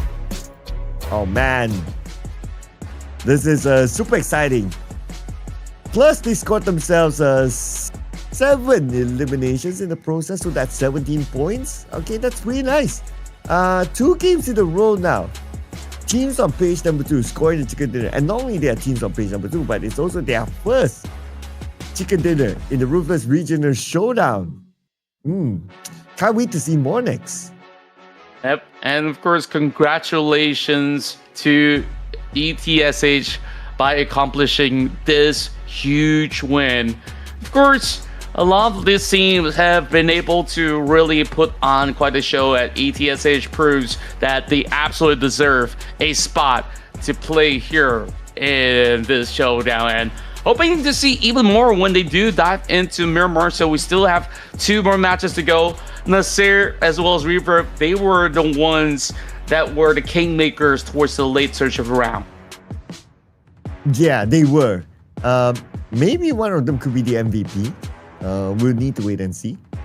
But other than ETSH, of course, you have to give it to GEEKAY Esports, GEN.G, and BOARS as well. That made it into our top 4 teams to watch. GEN.G this time is the team with the least amount of squad time. 60 minutes, 58 seconds to be exact. And it's also one of those teams in the top 4 that did not use mollies. So interesting enough, they have a different kind of strategy coming into this round. Probably more of a direct approach of just rushing into their opponent and try to take them out as quickly as possible. Yeah, I definitely think that they were fighting mainly on medium range angles as well. And of course, ETSH from the Republic of South Africa now dealing a big brunt of damage, but it was GEEKAY that got themselves in the most amount of fights, with 137 damage being offered throughout the span of the round, and the MVP is actually Kraken with 5 elimination points. Wow, okay.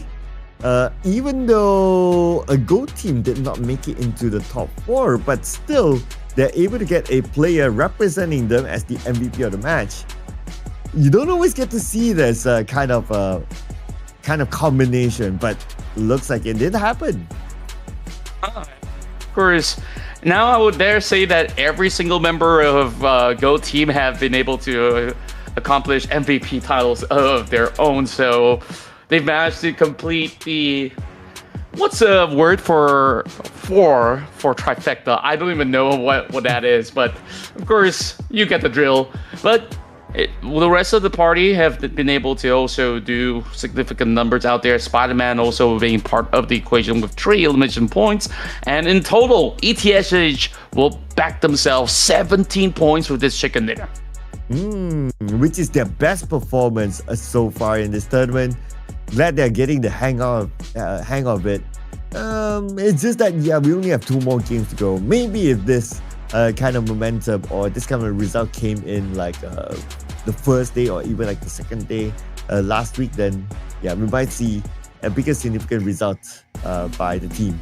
Anyway, match stats. Okay, you did talk about like the total eliminations this round will be low.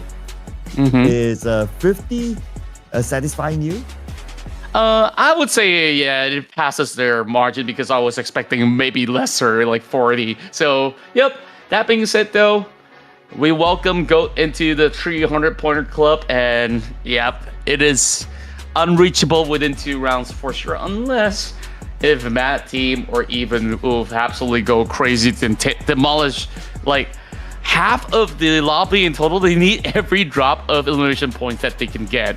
Well, that being said, I think that there's definitely a lot more that there is going to be offered by other teams instead. So GEN.G, they did manage to climb up into reaching 101 points. So that's another team entering the triple-digit club. And you don't always get to see this, right? Flipping over to page 2, you have 5 teams with chicken dinners.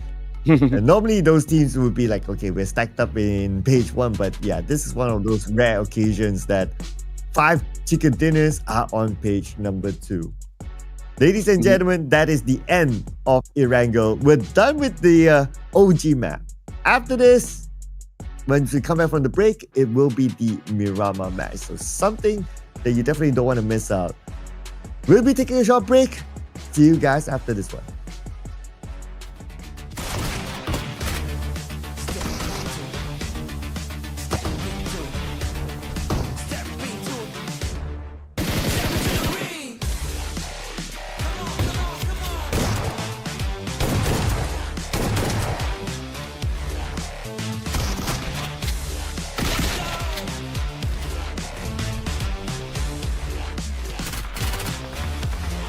Step into the ring.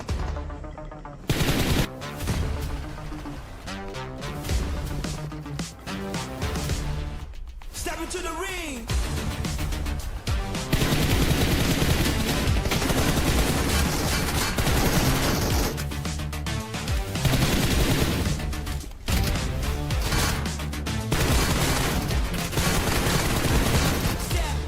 Step into the ring.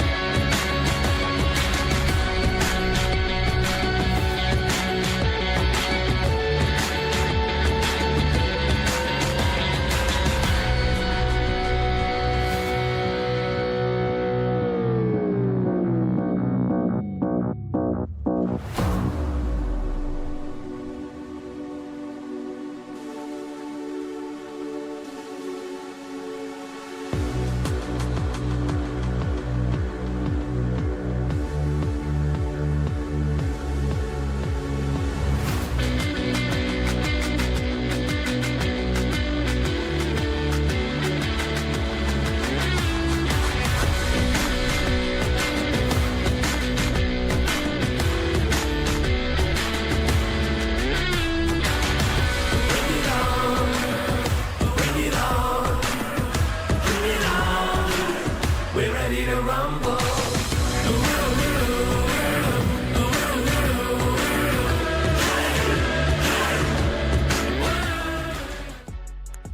Welcome back once more as we now dive into the penultimate round of the tournament. This is the Ruthless Regional Showdown. If you guys have not subscribed already, please, of course, do so, because we will cover beyond this two regions as well, because we have the finalists across the globe here to play from time to time, so you guys could just be notified by just hitting that subscribe button. So that being said, ETSH, they finally claimed themselves a chicken dinner. And like you said, a lot of the teams, even on the second page, have also been able to secure wins of their own. Yeah, whatever it is, whatever the end result may be, it's always nice to have your poster up there, especially with the chicken dinner that you can screenshot, then you can do as your own social media posting, you can show it to your friends, family, and so on and so forth. So it's nice to see like Nuclear Zone, ETSH coming with their own chicken dinner. Now we only have 2 more games to go for this entire season, and both of them will be played in Miramar, as you can see here on screen, ladies and gentlemen. So I would personally like to see another new team who has not got a chicken dinner before to score it. And of course, there's just ample of all these opportunities. If I say ample, it means 2 more runs, so to speak. So we've already seen a lot of all these teams really shine in many of all these instances. To me, what's impressive is that despite Inner Circle already being absent since Phase 2 onwards, they still are the top Miramar performance. So I'm hoping that, a new team takes over that chart right now. Of course, we have your usual GOATs, as well as Wolf Esports, MADBULLS, and the list goes on. But there's a team that I've been rooting for from, the entire course of this evening, and that is GEEKAY. Last round, they did manage to accomplish quite a lot. So they might just be able to overshadow the likes of Wolf Esports.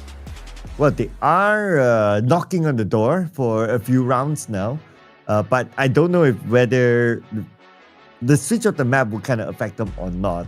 Maybe they do like Miramar, maybe they don't like Miramar as much. Well, I guess we'll find it out after this. But yeah, I would say GEEKAY is definitely one of those teams that that has that potential. But I personally would like to see any team from Page 2 who has not got a chicken dinner to score it. Let's check out what's going to happen here inside of Miramar. Let's go. Here we dive right into the map by the edges of Puerto Paraíso to be headed over onto the northern terrain. So this is going to be a slight skewer in towards the eastern portion of the map. It's still pretty much well balanced, I would say, because we won't really consider many teams to be considering the edges of Alcantara anyways. So I would say it will still see quite a number of all these battles taking place very early on. GOAT decides to hop off early together alongside with some of the members of ETSH. Our current recent winners of the chicken dinner will have maybe a little bit more of that safe passage because they know there's no other targets behind the backs. Yeah, and I wonder who's going to target GEN.G as well. If we look at all the stats, like he's the poster boy for it, in front of every single stat that we saw earlier. Early fights, let's see here. GOAT, again, as always, no team would challenge a GOAT team at all. They would drop all the way down south, and we don't see any other team close by. Inside of Lost Learners, it's common to have multiple teams, so no surprises there. We have GEEKAY, we have at least 2 other teams that are overlapping them. Circle-wise, it's going to be a centered circle in the map. But on screen, we have Kara in an early fight of their own. And they will start off by taking out the members of GEN.G, and GEN.G, not even a minute into the ground, they are now out. Oh, it was just so rough. They did very well inside of the map of Erangel, but Kara, they were just so much more explosive. They also get their hands on those weapons first. And take a look at this. Falcons and Twisted Minds floating side by side to take an unlikely approach to battle over onto the scrapyard. And they're already on knives. Can they find any weapons? Some shots being fired through, but they could not really get their hands on any, though. Twisted Minds, they're looking to obliterate the rest of Falcons. Yeah, the rivalry continues here, and with the fact that Lord, he got a shotgun, gives him a huge advantage to win against Team Falcons.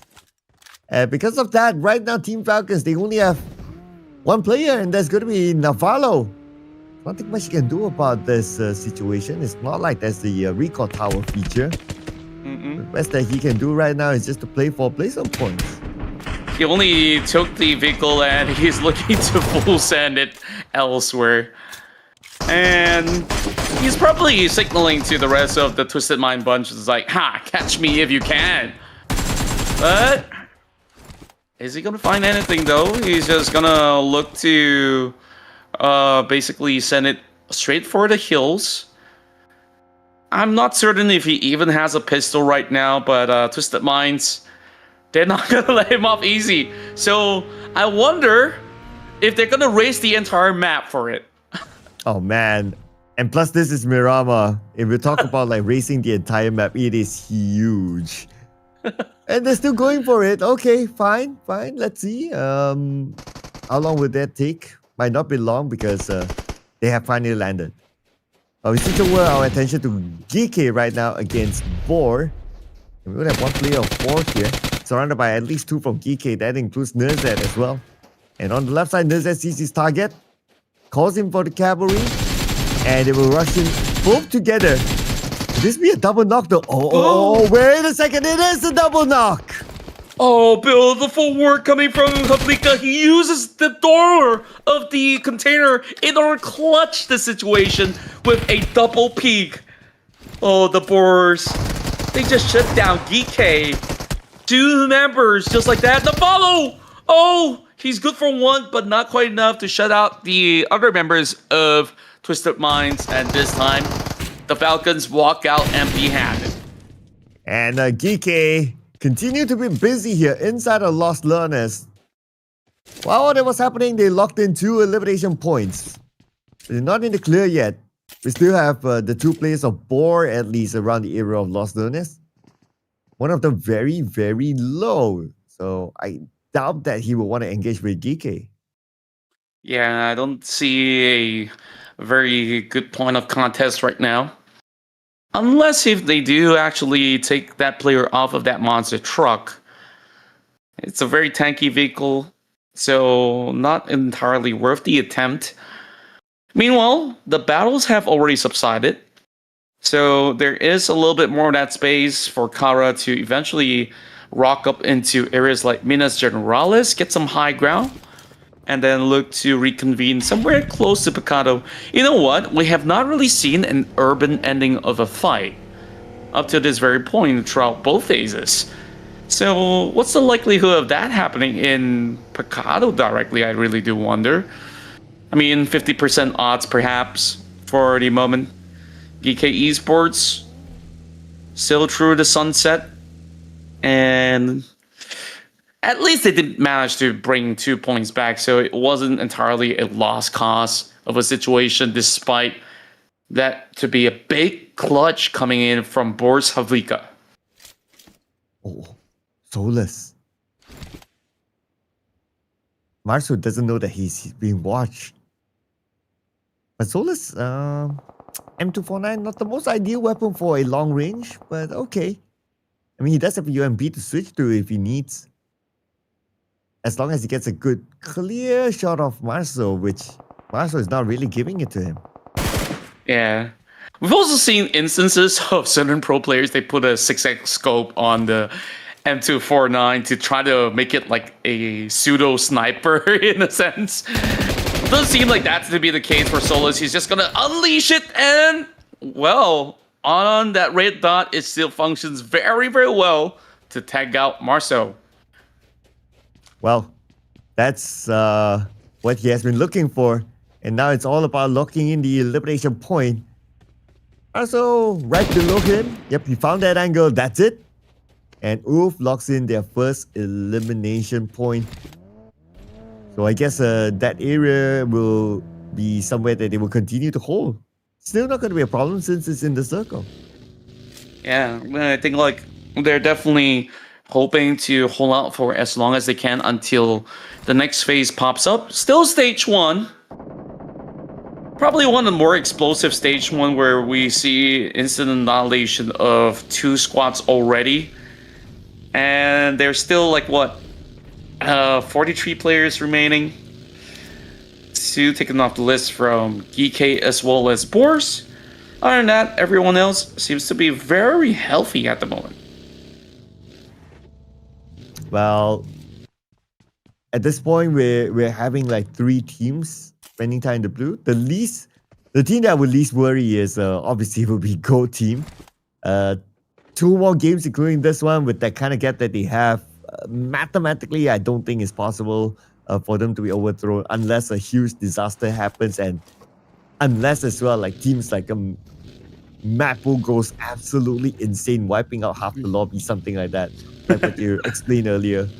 But it's unrealistic to expect that to happen. Yeah, I would also second that as well. Maybe the only couple of notions that we've seen that ever happened before, I think like from regions like SA, SEA, where a team like VPE, BTR, or even old school RQ Athena, they used to accumulate numbers like it mean nothing to them. So nowadays it's a rare occurrence.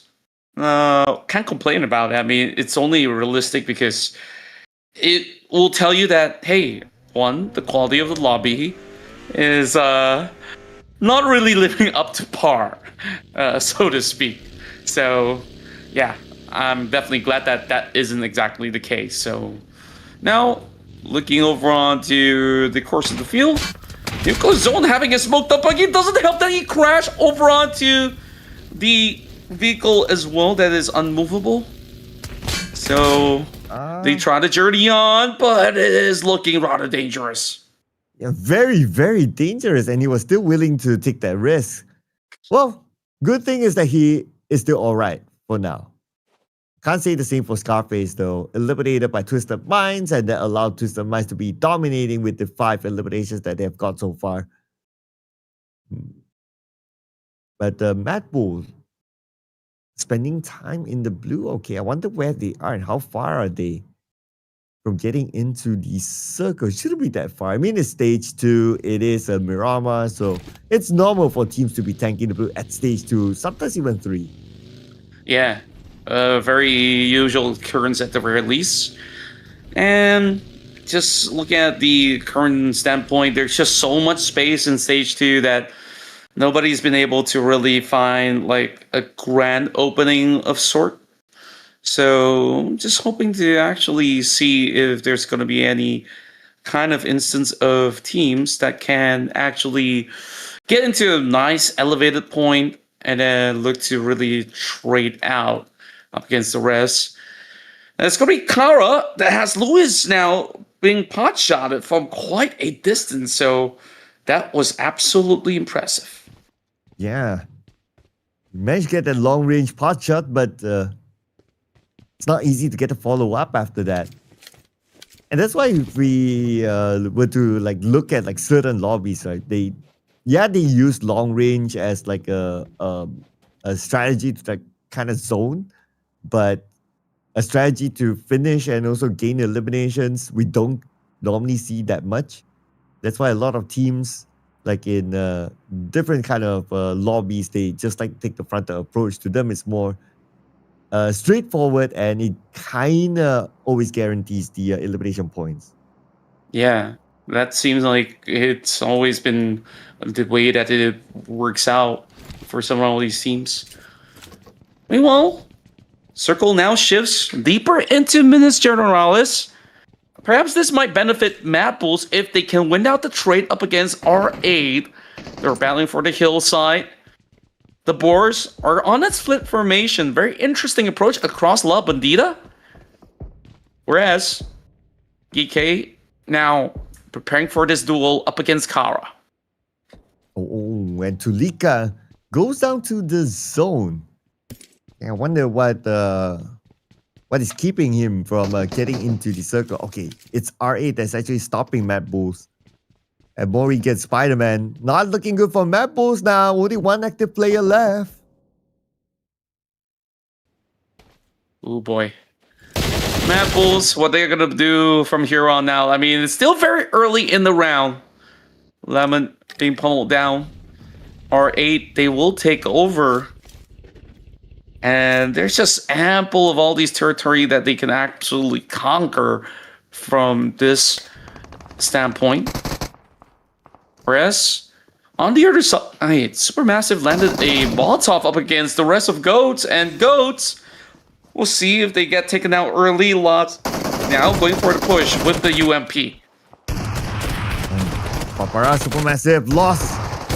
They might lose him though if he continues to receive the kind of damage. Kraken, very low on health as well. He doesn't have the time and space, but still able to get the knockdown onto Nico. But now he will take his time to heal. Won't want to take that risk while Twix will keep an eye on his opponents right in front of him for him until he heals up. That is where I believe Go Team will rush in. But look at the minimap. Another team's passing by. Oh, say hello to GS. Oh, GS, they've always been the ones tracking out the rest of Goats, and I felt like they have an agenda for 3 rounds in a row up against the Goats, and this is a perfect opportunity for them to just render them down out of the matchup. PAPARA Supermassive goes out first and foremost, but here comes Icon. He does have that grenade. Now he's looking to toss it into Twix, and I don't think he can respond to this. Another team is monitoring the situation. It's Nuclear Zone. Okay, wonder if they want to come by as a third party. We'll leave that one for later. Because right now it's going to be either GS or Go Team. Now, with the fact that Go Team, they are, well, way ahead in the overall leaderboard, the one that could benefit more from winning this fight is going to be GS. Seemingly the case right now is the rest of Go Team still under fire, under siege, but they're looking to eventually push out, but the moment he steps outside the smoke, they got caught out by the members of GS. Take a look at that. Nuclear Zone is also looking to move into the fray. And oh boy, this could be anyone's game. And oh, the far back coming in from Twigs have been able to at least cause a little bit of dent, but it's going to be Nuclear Zone that takes out the Goat instead. Still 4 points being gained from Goat Team. Yeah, Go Time, and they got Icon. And now for GS. One play on the other side. That nade was sent onto Amir, but Amir is somehow still alive. And for Fajita, comes in with the DBS. Gets his target. Nice, beautiful jump shot. Can he get the third one? Ah, the answer is no. No clutches here, but still, good effort. Wow. This fight has been so prolonged for the side of GS. They're still relying on D3S here to go in for the pickup. It is very salvageable.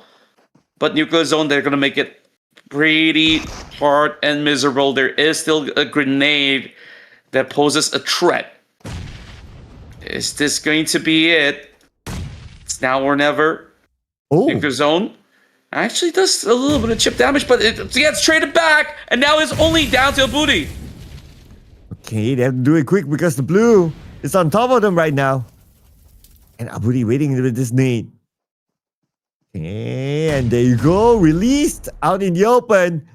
Instead, it is Estos nade. They got Abudi. This very well could be the end for either side. Well, of course, Nuclear Zone, they're still hanging on. And GS, I'm just surprised of their tenacity in this duel. They had to take on 3 teams and somehow limped off, still having the 3S. But I don't think it's going to be an easy way out for him because he's driving towards the direction of those members of Esports. And as of now, it's going to be 9 teams left. And KJ is approaching his target. Okay, he managed to reach in time! Just before the final player from GS is about to go away, and Catch will lock in that point. 3 elimination points now for Oof. I guess right now the main motivation for Wolf is as long as they can catch MADBULL, finish as high as possible, that is going to be their target now. Yeah, and this is the perfect opportunity because MADBULLS, they only have one player remaining. And looking at the side of GEEKAY, I don't think that there is much that they can actually accomplish as well. They have a healthy 10-pointer gap at the very least for the moment. R8, a little too far stretched to even reach the 200-pointer margins. And if we take a look at Nurzet, he needs one more point in order to reach the triple-digit club as well. So kind of rooting for NRZ to be able to find one more point in his map. Well, if it's this round, great. If it's not this round, then there's still another game to go after this. But circle-wise, okay, let's update here. Interesting that Catch is moving in on the right side, unchallenged almost. Or maybe he's being challenged now. That's why he stopped. And he'll be going up against Pusher. Lewis preparing with the Mini 14. He's on the low ground. He's not going to be able to see all too much from this area. But they would definitely expect a couple of teams to be moving into this graveyard Minas Generalis sector. Just holding by the edges. And oh, look at what we have. Nuclear zone, AP Credo. He unleashes a couple of clip. And he couldn't really spot him out. And there we go. The 100-pointer still not within reach. Because Solus have shut him out. But hey, they were in the top 8. I believe they finally achieved it. Yep. And that tallies into 100 point, so to speak. Who's going to win this tally now? Oh, wait, Catch. He's not really looking at that one other player behind him. Okay, that's Pusher. Or maybe that's Catch. No, I'm not too sure right now. But based on the movement language of Catch, it looks like he does not know that Pusher is here. Not at all, but if he actually checks around these kind of small little dips, he'll be absolutely surprised to see a buggy parked in there. Very creative way to really hide out, but I don't think he gets to really camp out for far too long, though. Couple attacks over on the corner of the wall. Kara having pros there now, holding it down. The BOARS unable to move because of his position. Lewis doing exactly the same up against the rest of the members of Wolf. So this is a really tough quarter to really go in for any form of engagements, and we could definitely see that all these teams, they're just going to be hanging by, hoping that they can eventually have the zone to close in to reconfirm certain areas for them to play out. Now, long range tap. More of that warning, I was say. If they get enough, cool. But if they were to aim for getting eliminations through that long range, then yeah, it's unlikely for it to happen. But as long as Kara Esports, they're able to defend the middle spot and hold it for themselves, they will be great because they can kind of avoid the blue for maybe a few stages. Yeah, that could probably be the kind of play that they're aiming for at the moment. We're going to see that update right now. Ever since Twisted Minds, they won out that trade up against Falcons so early on, they haven't really gotten too much involvement, but they are in such a great spot to hold out because they get that early access inside of Graveyard. The only one sharing that space is going to be GEEKAY, but GEEKAY's only got 2 members.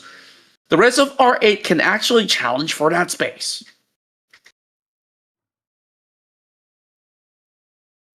And at this moment, everybody is like at a standstill for now.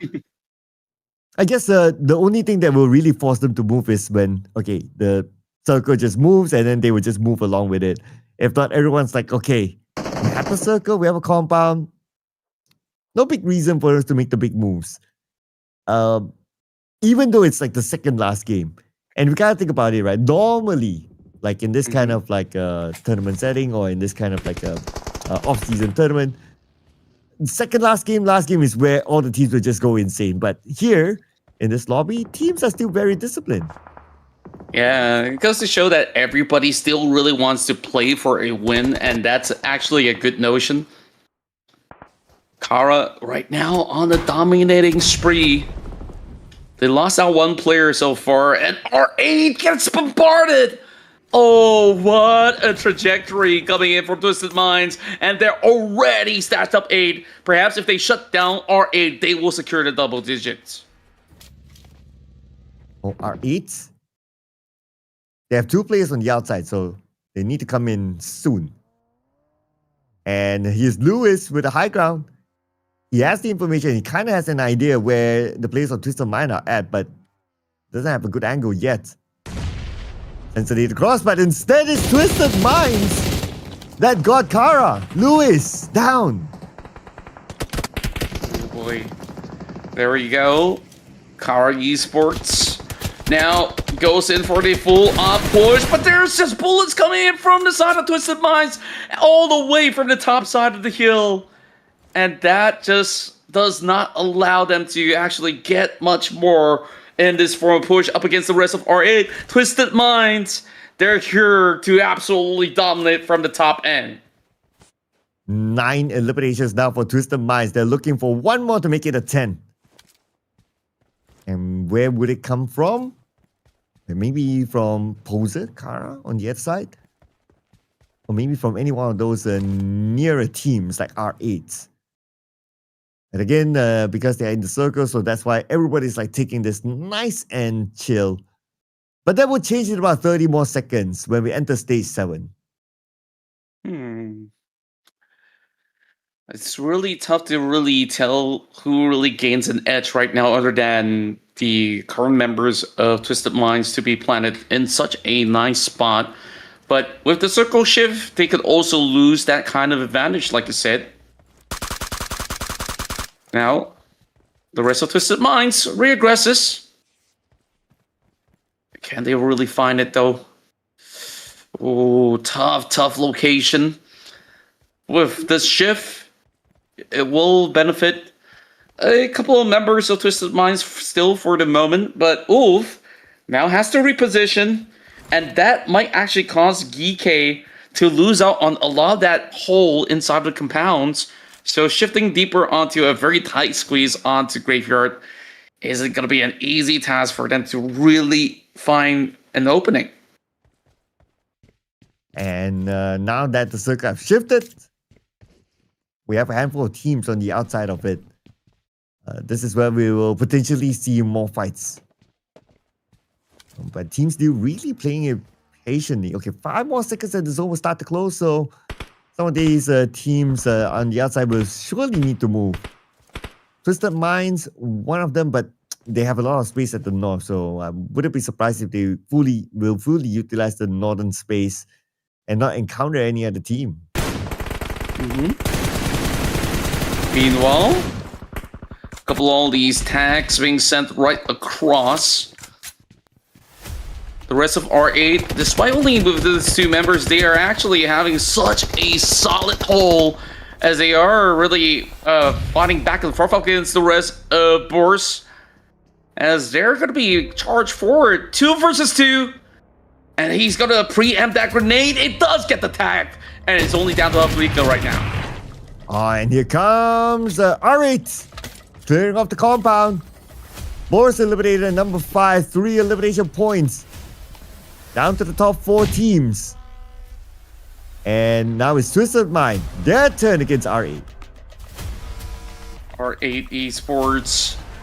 Can they hold it forward? It has been a massive bunker that they've created here. And even despite so, it doesn't seem like they've been able to really...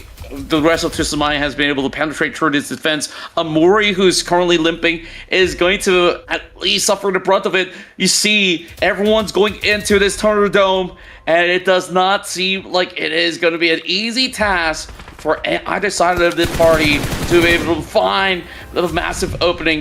There we go into the fray as the rest of Ulf gets spotted out by Lord, and he will find one member of the side of Solus. Prestige now, one tick of health left. He's got no bullets left as he falls to the hands of Ayoots. Oh, okay, and here comes Ulf as well onto Mori. Mori now is in between two different teams. Has to pull off a clutch by himself. He does have an SWK though. Very, very clutchable weapon. He's also cooking up this nade. Catch needs to move away, and Catch will. Just in time before the nade was lobbed onto his side. Calm before the storm yet again. They managed to go in for those reset.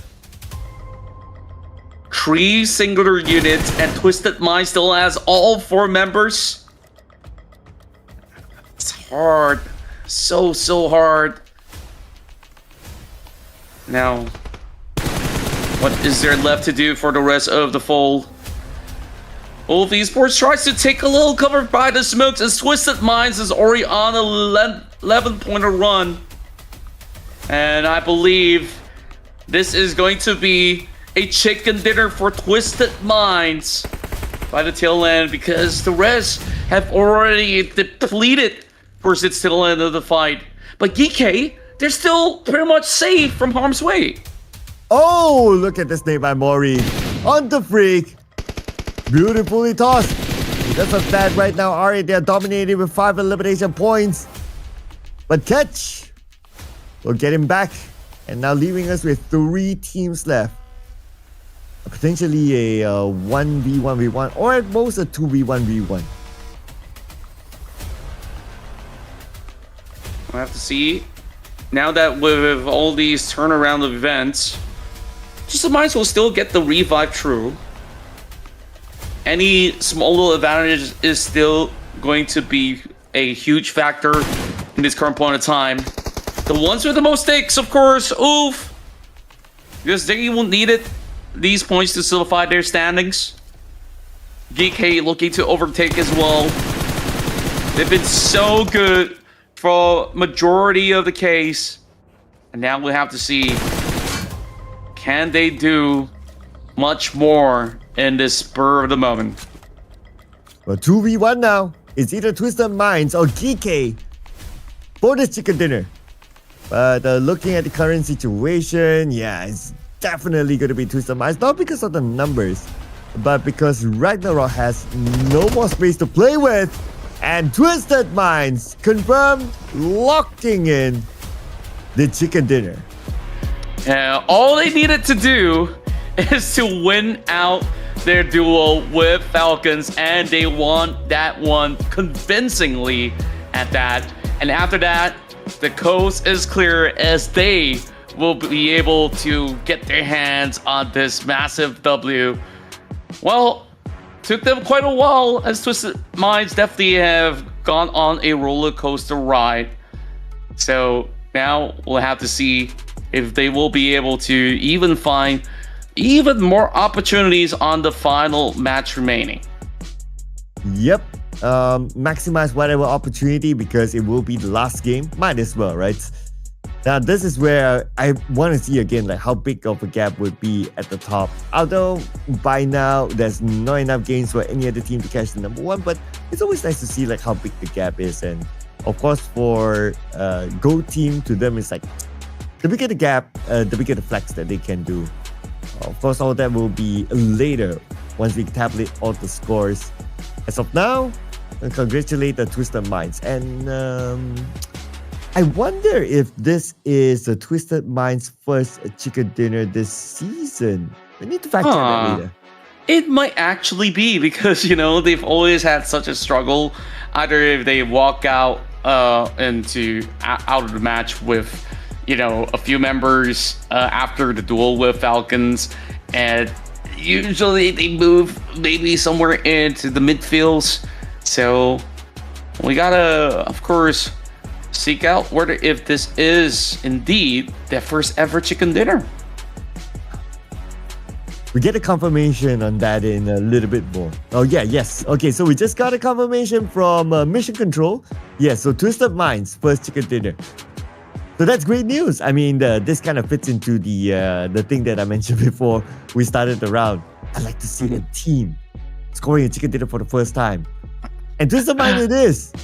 Congratulations to Lord as the MVP of the match as well. 7 eliminations at 830 damage. Obviously, also the first time a player of Twisted Minds being up here as the MVP. So great work to Twisted Minds.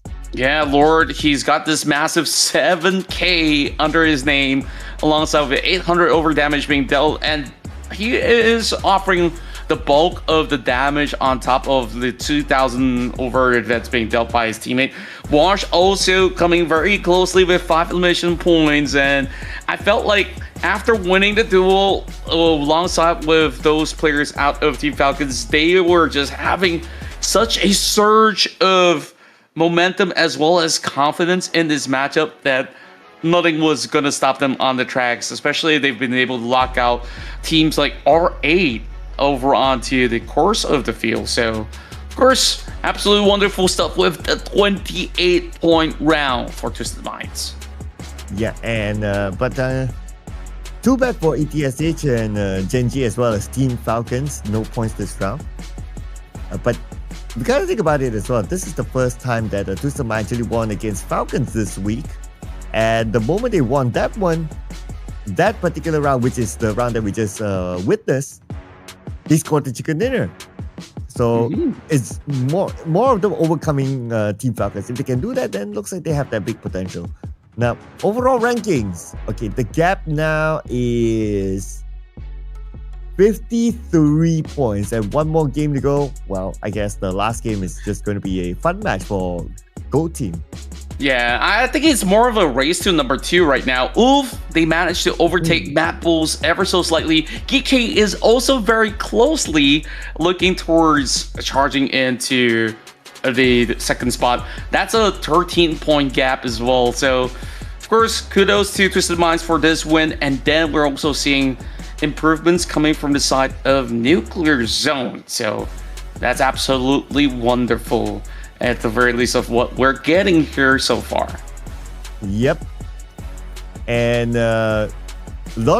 we still have a handful of teams on page number 2 who have not got a chicken dinner, like Falcons, Akara, BOARS, PAPARA, Super, so those are some of the teams that I'll be looking forward to if they can score the last chicken dinner for this season, ladies and gentlemen. But as usual, before we head on to the last game, we'll be taking a short break, so don't go anywhere. You don't want to miss out on the grand finale. See you guys later.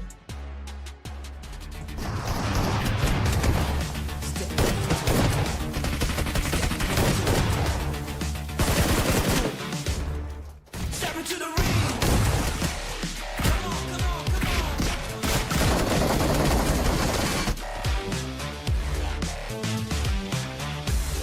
Let's go.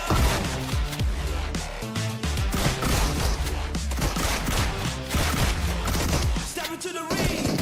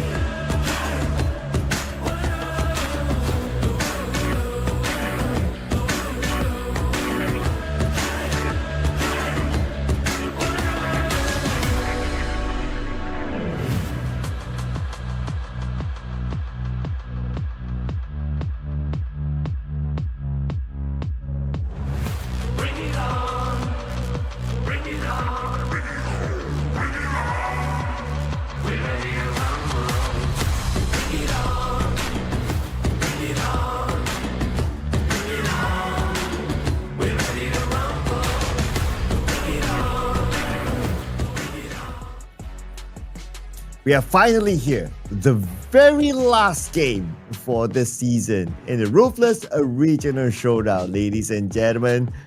Last of the last game before we officially lock in everyone at their respective placements in the overall charts. My name is Cloud together with Contra. Last game.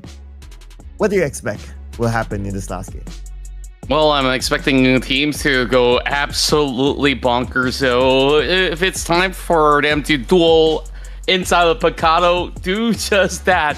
So, of course, we're going to see whether if that is going to be the case. But there is definitely stakes involved for the ones who are looking for the potent spot. And it's a three-way horse race right now between GEEKAY, Oof, as well as MADBULLS. So that's it. It's been Oof that's been leading the charge when it comes down to being the top performer in Miramar. And MADBULLS is actually not too far off as well. GEEKAY, they had a splendid day so far, so don't count them out. They could still be able to do a lot more in this match. Yes, and hopefully the teams will be able to make the most out of this last game. Again, I would love to see like teams that have not scored the chicken dinner to get the chicken dinner for the set. Now, throughout the entire day so far, the only team that has scored the chicken dinner before this is GOAT Team. They scored the first one in Rondo. After that, it's all like new teams who have not scored any chicken dinners this season. So that's great to see. Hopefully we get to see one more of that, at least for me, that is. Yeah, I'm really hoping that that is going to actually happen if that's ever going to be the case. So one more chicken dinner. Who's it going to be? You guys who are in the chat, you guys could tell us who you guys are favoring. If it's going to be an epic finale for Go to just, put the icing on the cake, well, that could also be something that is going to be very interesting to witness. But I've been enjoying the journey so far, where two different phases, we are also seeing very vast a variety of performances coming in from all these teams, as we do have the countdown right now set, as we will now have 10 seconds to dive into the final match of Ruthless Regional Showdown. Oh yeah, last game it is in Miramar, and we'll wrap it all up. Here we go, flight path. Gonna start from the, looks like the somewhere around the southern side, and it's heading towards the north. And yep, there you go, just beside Valide Mar, and it will end around the area of Toria Kumada. A very kind flight path, I must say.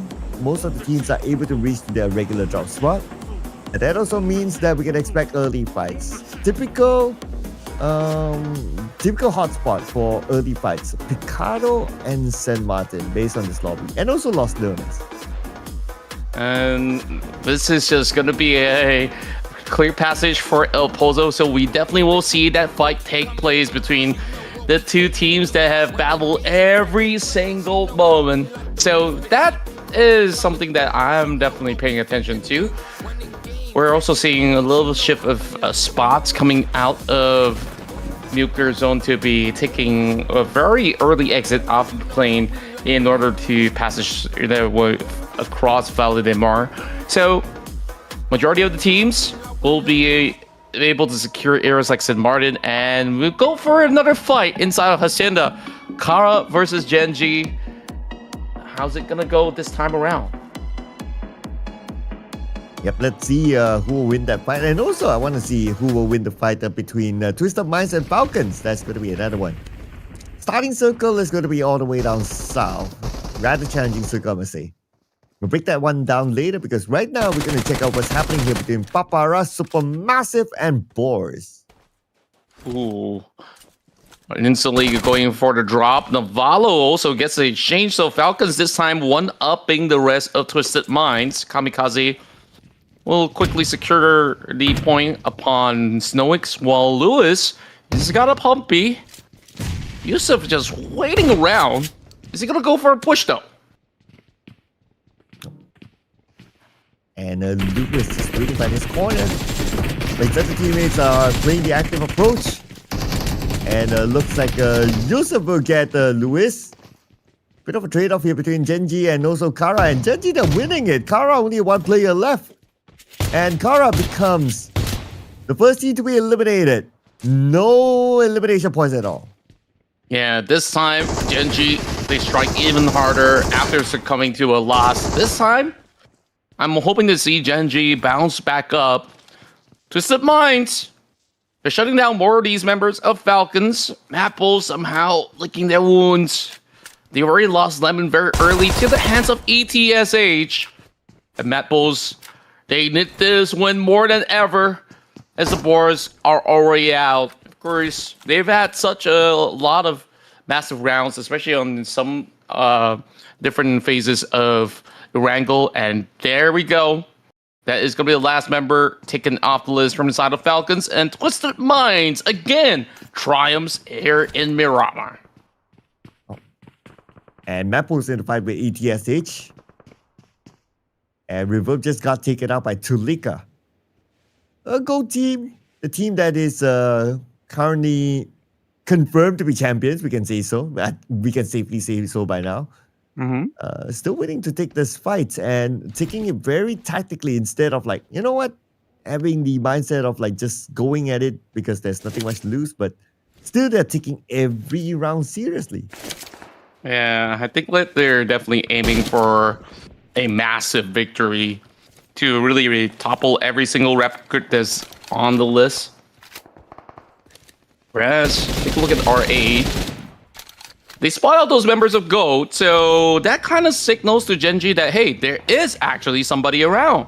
Kraken, he gets the knock over onto the member of RA. So this duel commencing right across the Hacienda fields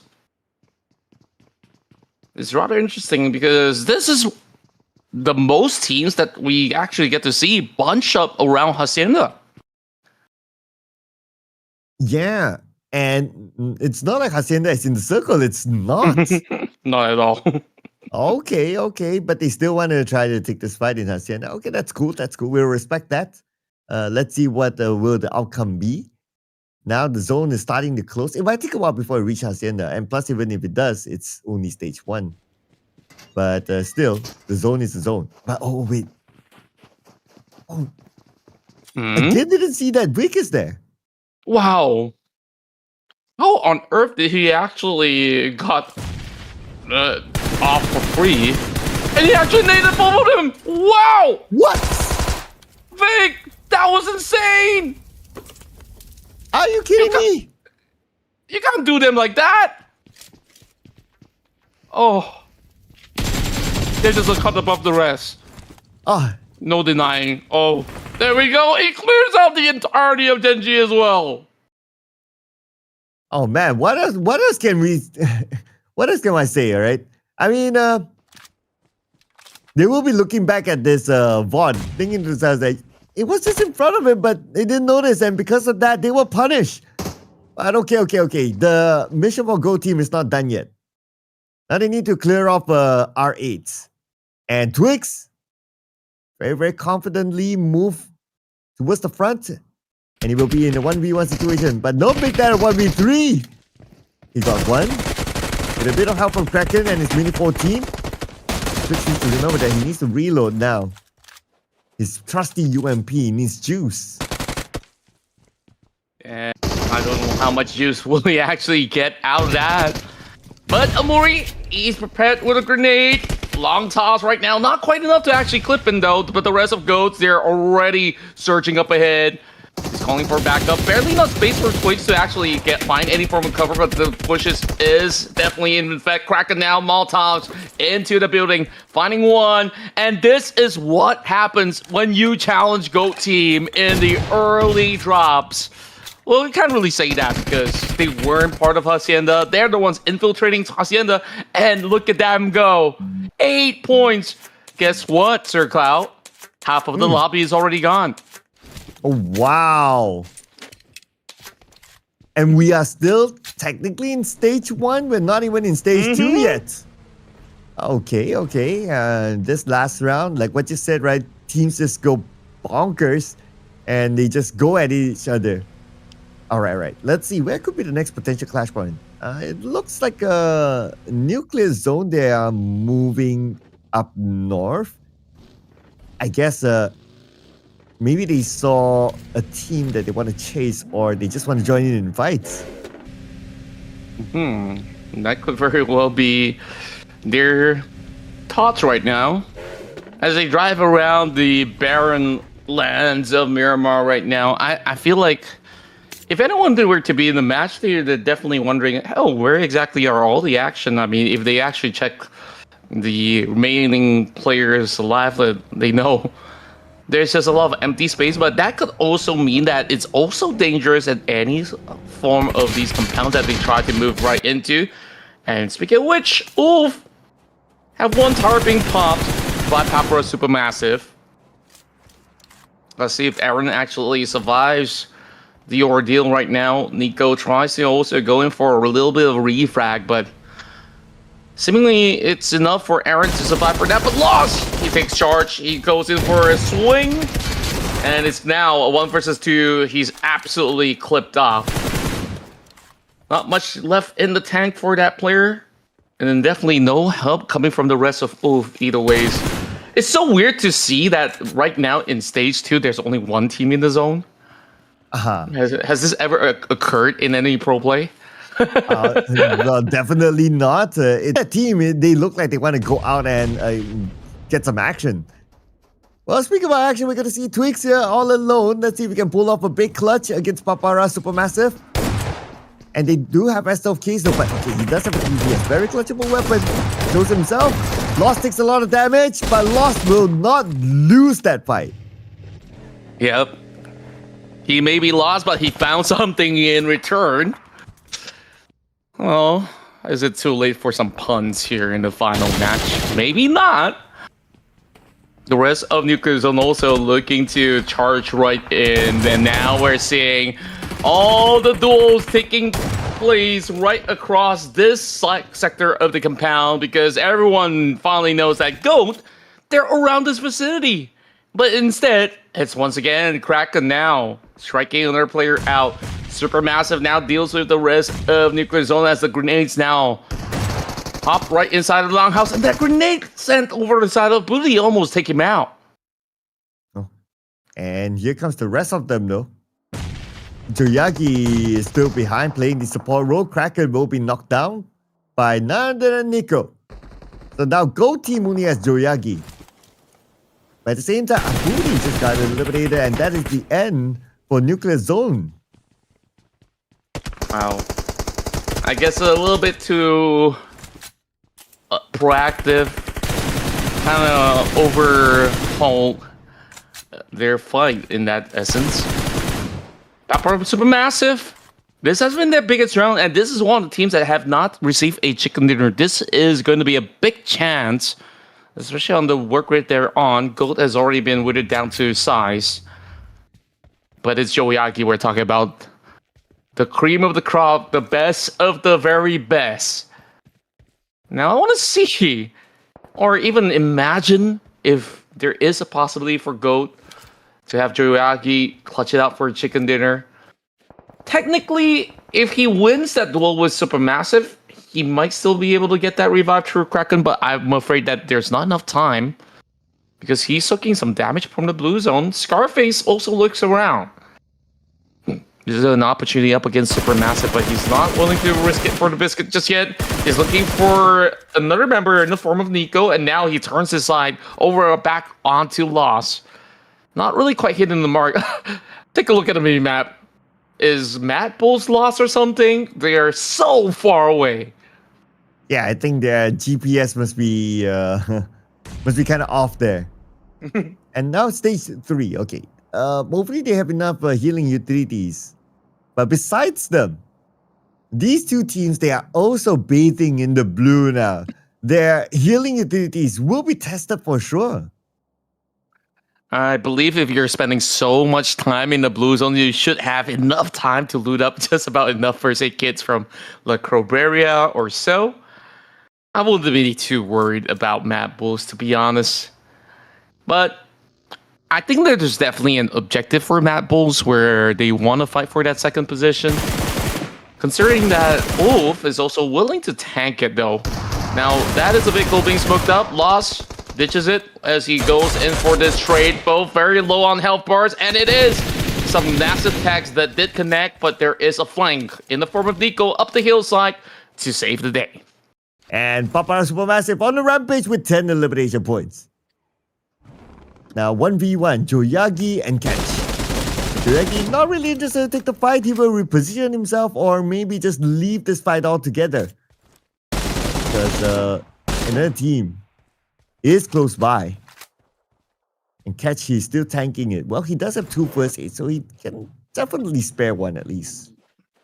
Yeah, you definitely will try to recuperate for the moment. Whereas Ulf Esports, as much as they've been lurking around, they didn't really get too much of a catch though. So Joyagi now tries to pull it off all by himself.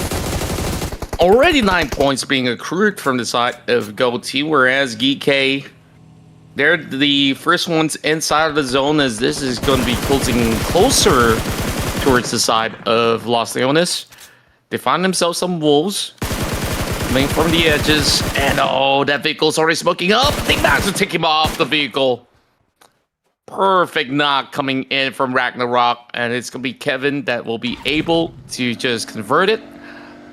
First point in for GEEKAY. They're playing stock standard, but it's those who are actually finding themselves into a fight that benefits more, such as the likes of these players coming from PAPARA Supermassive. Catch this time also within the crosshairs of GS, as this back and forth will probably not lead to much, as Ulf is now down to 1 member left. And the zone will close again soon. MADBULLS still on the outside, so now I'm starting to doubt if MADBULLS can actually make it in. Especially with this stage where the blue will really start to hurt. Help at the fact that the circle kind of pulled down south. And here comes Joyagi. Well, Joyagi, he does have a personal mission if you kind of think about it. He wants to be the overall MVP because he already is into the running. But yeah, I'm pretty confident as well. Like, he should be it. Yeah, and now I believe Kevin spotted him out. And this long range might be working out. Instead, Joyagi finds SAF-G. Oh, and that's not just one, it's 2 of them. This guy, absolute monster. He might just take out the entirety of GEEKAY. Ooh, and there you go. Locking in more elimination points, but the nade by Nerzet will take him out. Go Team, number 6, 10 elimination points, but Joyagi still able to bring in a decent amount of eliminations for himself this round. So I wouldn't be surprised if he is still the overall MVP. PAPARA Supermassive loses 1 player to the zone. Yeah, it's baffling to witness how well he's been able to single out the entirety of GEEKAY, only to be bested by Nerzet. Speaking of Nerzet, oh, what a shot that was. PAPARA Supermassive now only left with 1 member. GEEKAY, same as well, but he can still go in for the revive. And at least PAPARA Supermassive, this has been a 10-point haul to end the night. And they only joined in since Phase 2. And they've been having such a magnificent run throughout the entire course of the season that I hope that the next time around, they'll be able to pull in with, you know, both Phase 1 as well as Phase 2 to see if they can actually have a shot at the title. Oh yeah, that is a good point. We didn't see them in Phase 1, but they only played Phase 2, but still able to put up a good show. Okay, hopefully we get to see them again next time. But now we have to settle the score between MADBULLS, GEEKAY, GS, and Ulf for the last chicken dinner today. So, okay, out of these teams, let's see here. Ulf definitely has scored a chicken dinner before. MADBULLS definitely. GEEKAY, yes. So I think it's only GS that have not scored a chicken dinner yet. I think GS had like 3 chicken dinners already. All right. Okay. Yeah. So, yeah, at least this list consists of winners. So, it's more of who ends up as the top two teams. So, MADBULLS, they really wanted, which is why they went in for the safe drive all the way from north. And now they come into the zone with 3 members to try to match up to the rest of GEEKAY. And we'll see whether if GS can eliminate them, then that will make the job for MADBULLS a lot easier. And they're doing it with that massive nade. Oh, okay. That nade is crucial. Let's see if GS can actually finish up the job right now. Nerzet takes a lot of damage and Nerzet will be eliminated. And that is GS winning the warehouse fight. Leaving us with 3 teams now. Wow. Quite the clutch. 2 versus 3, and they just took out 2 with a single blow. GEEKAY, it's been one hell of a ride for them. They settled for 4th with 4 points as well. And now MADBULLS, they're still riding on those wheels. Finally in the zone. And are they going to get into action is going to be the question here. I think eventually that will be the case. We're only in stage 5, ladies and gents. 3 teams remain. Somebody's got to make some noise, right? So with GS making some noise, there's still so much of area of coverage that sometimes they don't even hear some of all these ruckus. So MADBULLS, they saw, okay, broken vehicles. There has to be casualties around the corner, so perhaps they might be able to challenge GS. Well, the last play of Ulf, he's still playing this very safe. Okay, that's catch, by the way. Oh, he's on the outside of the circle. Okay, interesting. So he'll be forced to move forward. And it does look like a MADBULLS, I didn't know that there's somebody there. Maybe that's why they're not really leaving the border area. So Catch will still need to move forward, and at some point, if this continues on, he'll be forced to expose himself to MADBULLS. Yeah, and it doesn't help the fact that he's carrying a pump shotgun now with so much of an area to play. It'll definitely be handy if he had like a DMR or a bolt action sniper that he could basically put to good use, where he could just maybe snack a couple of players from long distance. Other than that, Catch, he's running out over the zone. I don't think that MADBULLS have got some vantage point up against him. Okay, he goes back to pick up the vehicle, so he'll be able to cut right across.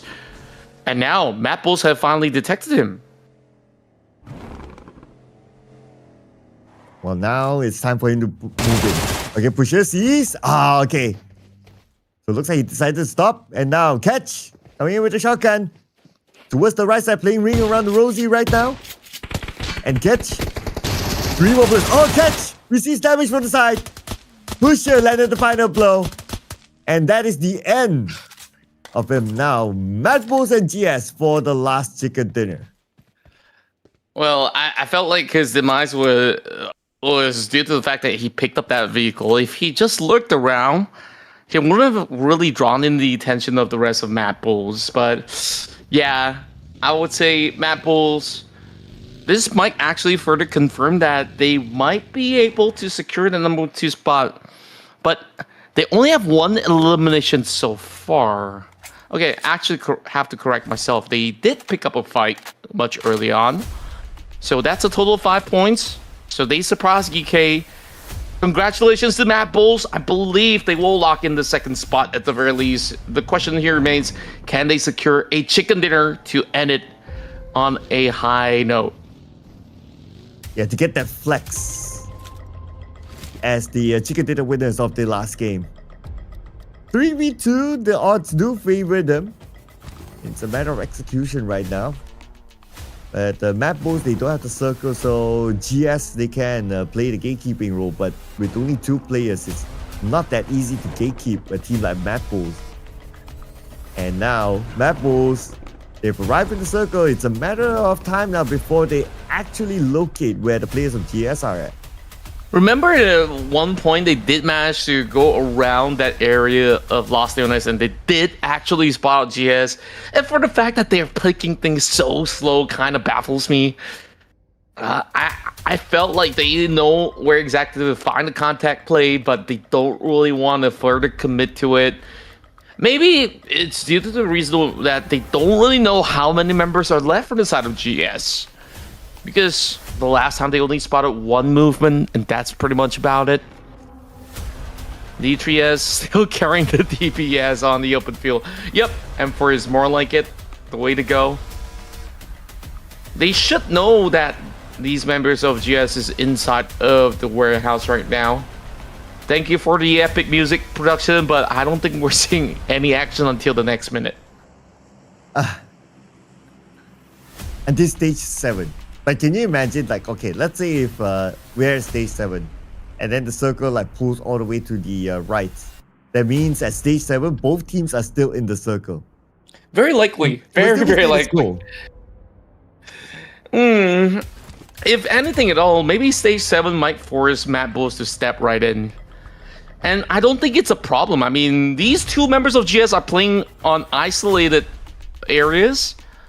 So it's more about having to hold perfectly. And hold well they did up against GEEKAY. I still remember that massive nade that absolutely blew them to smithereens. Amir, he's got a P90. Well, if you got a P90, why the hell are you carrying the M4? They just basically want to deck out that P90 to be the main weapon. But hey, sometimes it's down to comfort as well. So that might just be it. Oh, come on, guys. Do something. I mean, it's the last game. It's these two teams. It's yeah, just crash into the warehouse or something, right? MADBULLS can just afford to just full send one member. Full send one member, know where they're at, and start making a fight, right? So, yep, anytime now. Yeah. I mean, they have vehicles. It's not like they are on foot. So you have vehicles. And they have smokes as well. So we have the stats up there. They have smokes. All they need to do, create that smoke bridge, get on the vehicle, drive into the warehouse, and then clear off warehouse number 1, and then aim for the next warehouse. Well, Pusher now gets spotted. Friendly neighborhood Spider-Man still lurking over the south side. I think like MADBULLS, they want a reward for the longest distance travel. Is that the case? Somebody tell me. Somebody. Because right now they're swinging all the way across. And they're probably going to be able to find G3S. Well, sorry for butchering the name. It's D3S. Is this supposed to be Des? I think so. I think so. Anyways, it'll be funny if Des actually wins out the trade after so long. Yeah, and the best part is that MADBULLS, after that long travel, they stop. And they turn back. They turn back. Help! Help what me! What was that for? Okay, finally, some shots. It's no longer silent. Talika prepping out the grenade. Now they know the two members are in separate locations. It's time for that full-on duel. So Talika, yep, you can get a little bit closer than that. Shots fired. Okay. Oh, there we go. All right. Now they're pretty confident there's only one more left. Time for them to finish up the job. And here they are, MADBULLS. This nade sent across. Bam! Lots of damage.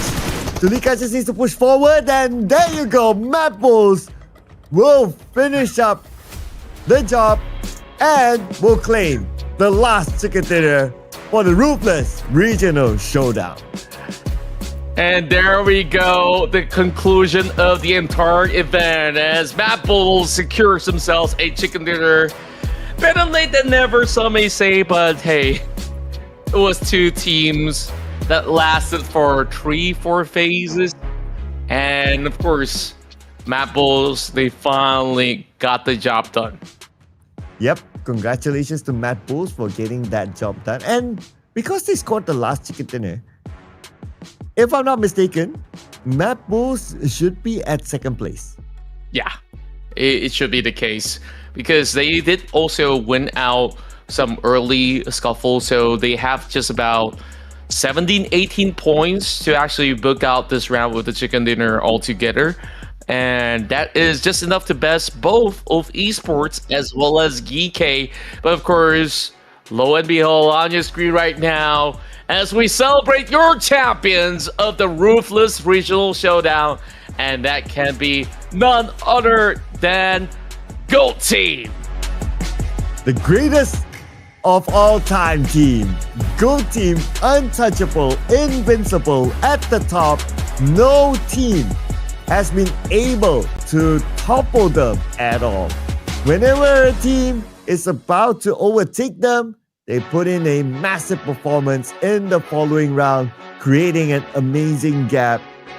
And because of that level of gap that they have, today, after scoring the first chicken dinner in Rondo, that's it. No other team will be able to overtake GOAT Team. So congratulations to them.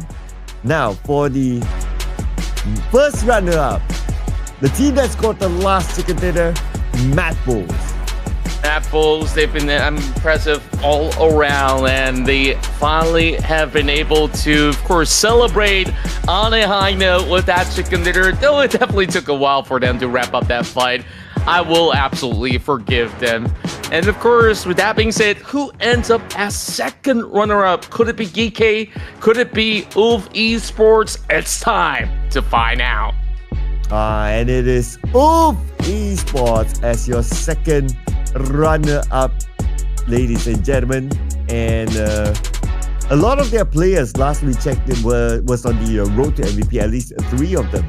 So it'll be interesting to see who is the official FMVP for this season. Will it still be anyone from ULF Esports, or will it be anyone else entirely? Something for us to check out. But without further ado, ladies and gentlemen, our MVP of the season, give it up for GEN.G. And I'm not too surprised. I mean, you saw the work rate that he's on, and even in the final match, he almost took out the entirety of GEEKAY all by himself. They've got like, what, 9 total frags, or even more than that in that final matchup, and GEN.G with 61 elimination points and plenty of damage to offer in the field. He almost made it to even 100 utility usage, all in the span of 6 days of action. I would say that is just absolutely incredible on what he's been able to really put out. And of course, the rest of the pack comes in with Wolf members fielding Scarface, Aaron, as well as Catch to be within second, third, as well as fifth, respectively. And we also still have Vic to also churn those big numbers out for GOAT Team. And we have 5 slots here, but we only have 2 different teams. This shows ULF Esports also to be one of those teams that can be very, very dangerous in the future. It's just that they could use a bit more consistency, and that is what GOAT Team has. They are consistent, individually they can perform, and that's where they deserve to be called champions for this season. Now, zooming on to the overall fraggers, only on the fragging department, GEN.G 61, and there's an 11 elimination gap between him and Scarface, followed by Aaron with 48, Vic with 46, and Catch with 45. And looks like the player from ARCred is no longer in this list. Yeah, it seems like the rest of ULF have been able to overpower many of their foes overall, and that's the reason why they're definitely a team to be feared as well coming into future tournaments. So hopefully they can actually keep this one up. taking a look at the final results, MADBULLS, they managed to eventually push Ulf into that third spot because of that chicken dinner, and that is the very reason why they were going for that very late swing. And at least it really goes to show that they have, you know, very interesting tactics in order to achieve those kind of results that they wanted overall. So in all these matches, I think like GOAT team, their level of performance of consistently hitting top 4 is something that teams could actually learn from, of course, the very best. Yep, and these are teams on page number 2 that hopefully we will be able to see them more in the future. Of course, this is the first time that Ruthless hosts the Ruthless Regional Showdown for MENA. And this kind of lobby allows all these teams to have a taste of each other. And with this kind of experience, perhaps we'll see a better performance from teams on page number 2 in the future. So for you guys out there, of course, if you want to see more action from Ruthless Hype Esports Tournament Series, make sure that you give a subscribe and also follow the social medias of Ruthless Hype Esports so you don't miss out on any tournaments in the future. The best off-season tournament for PUBG Mobile Esports, ladies and gentlemen, is right here. Well, I guess we're at the end of our show. Thank you so much for watching, ladies and gentlemen. We truly appreciate your presence. My name is Cloud. Together with Contra, we'll be closing off the season. We'll see you again in the future. Bye-bye.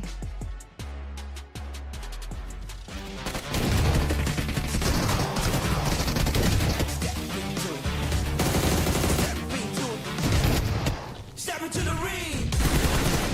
Come on, come on, come on.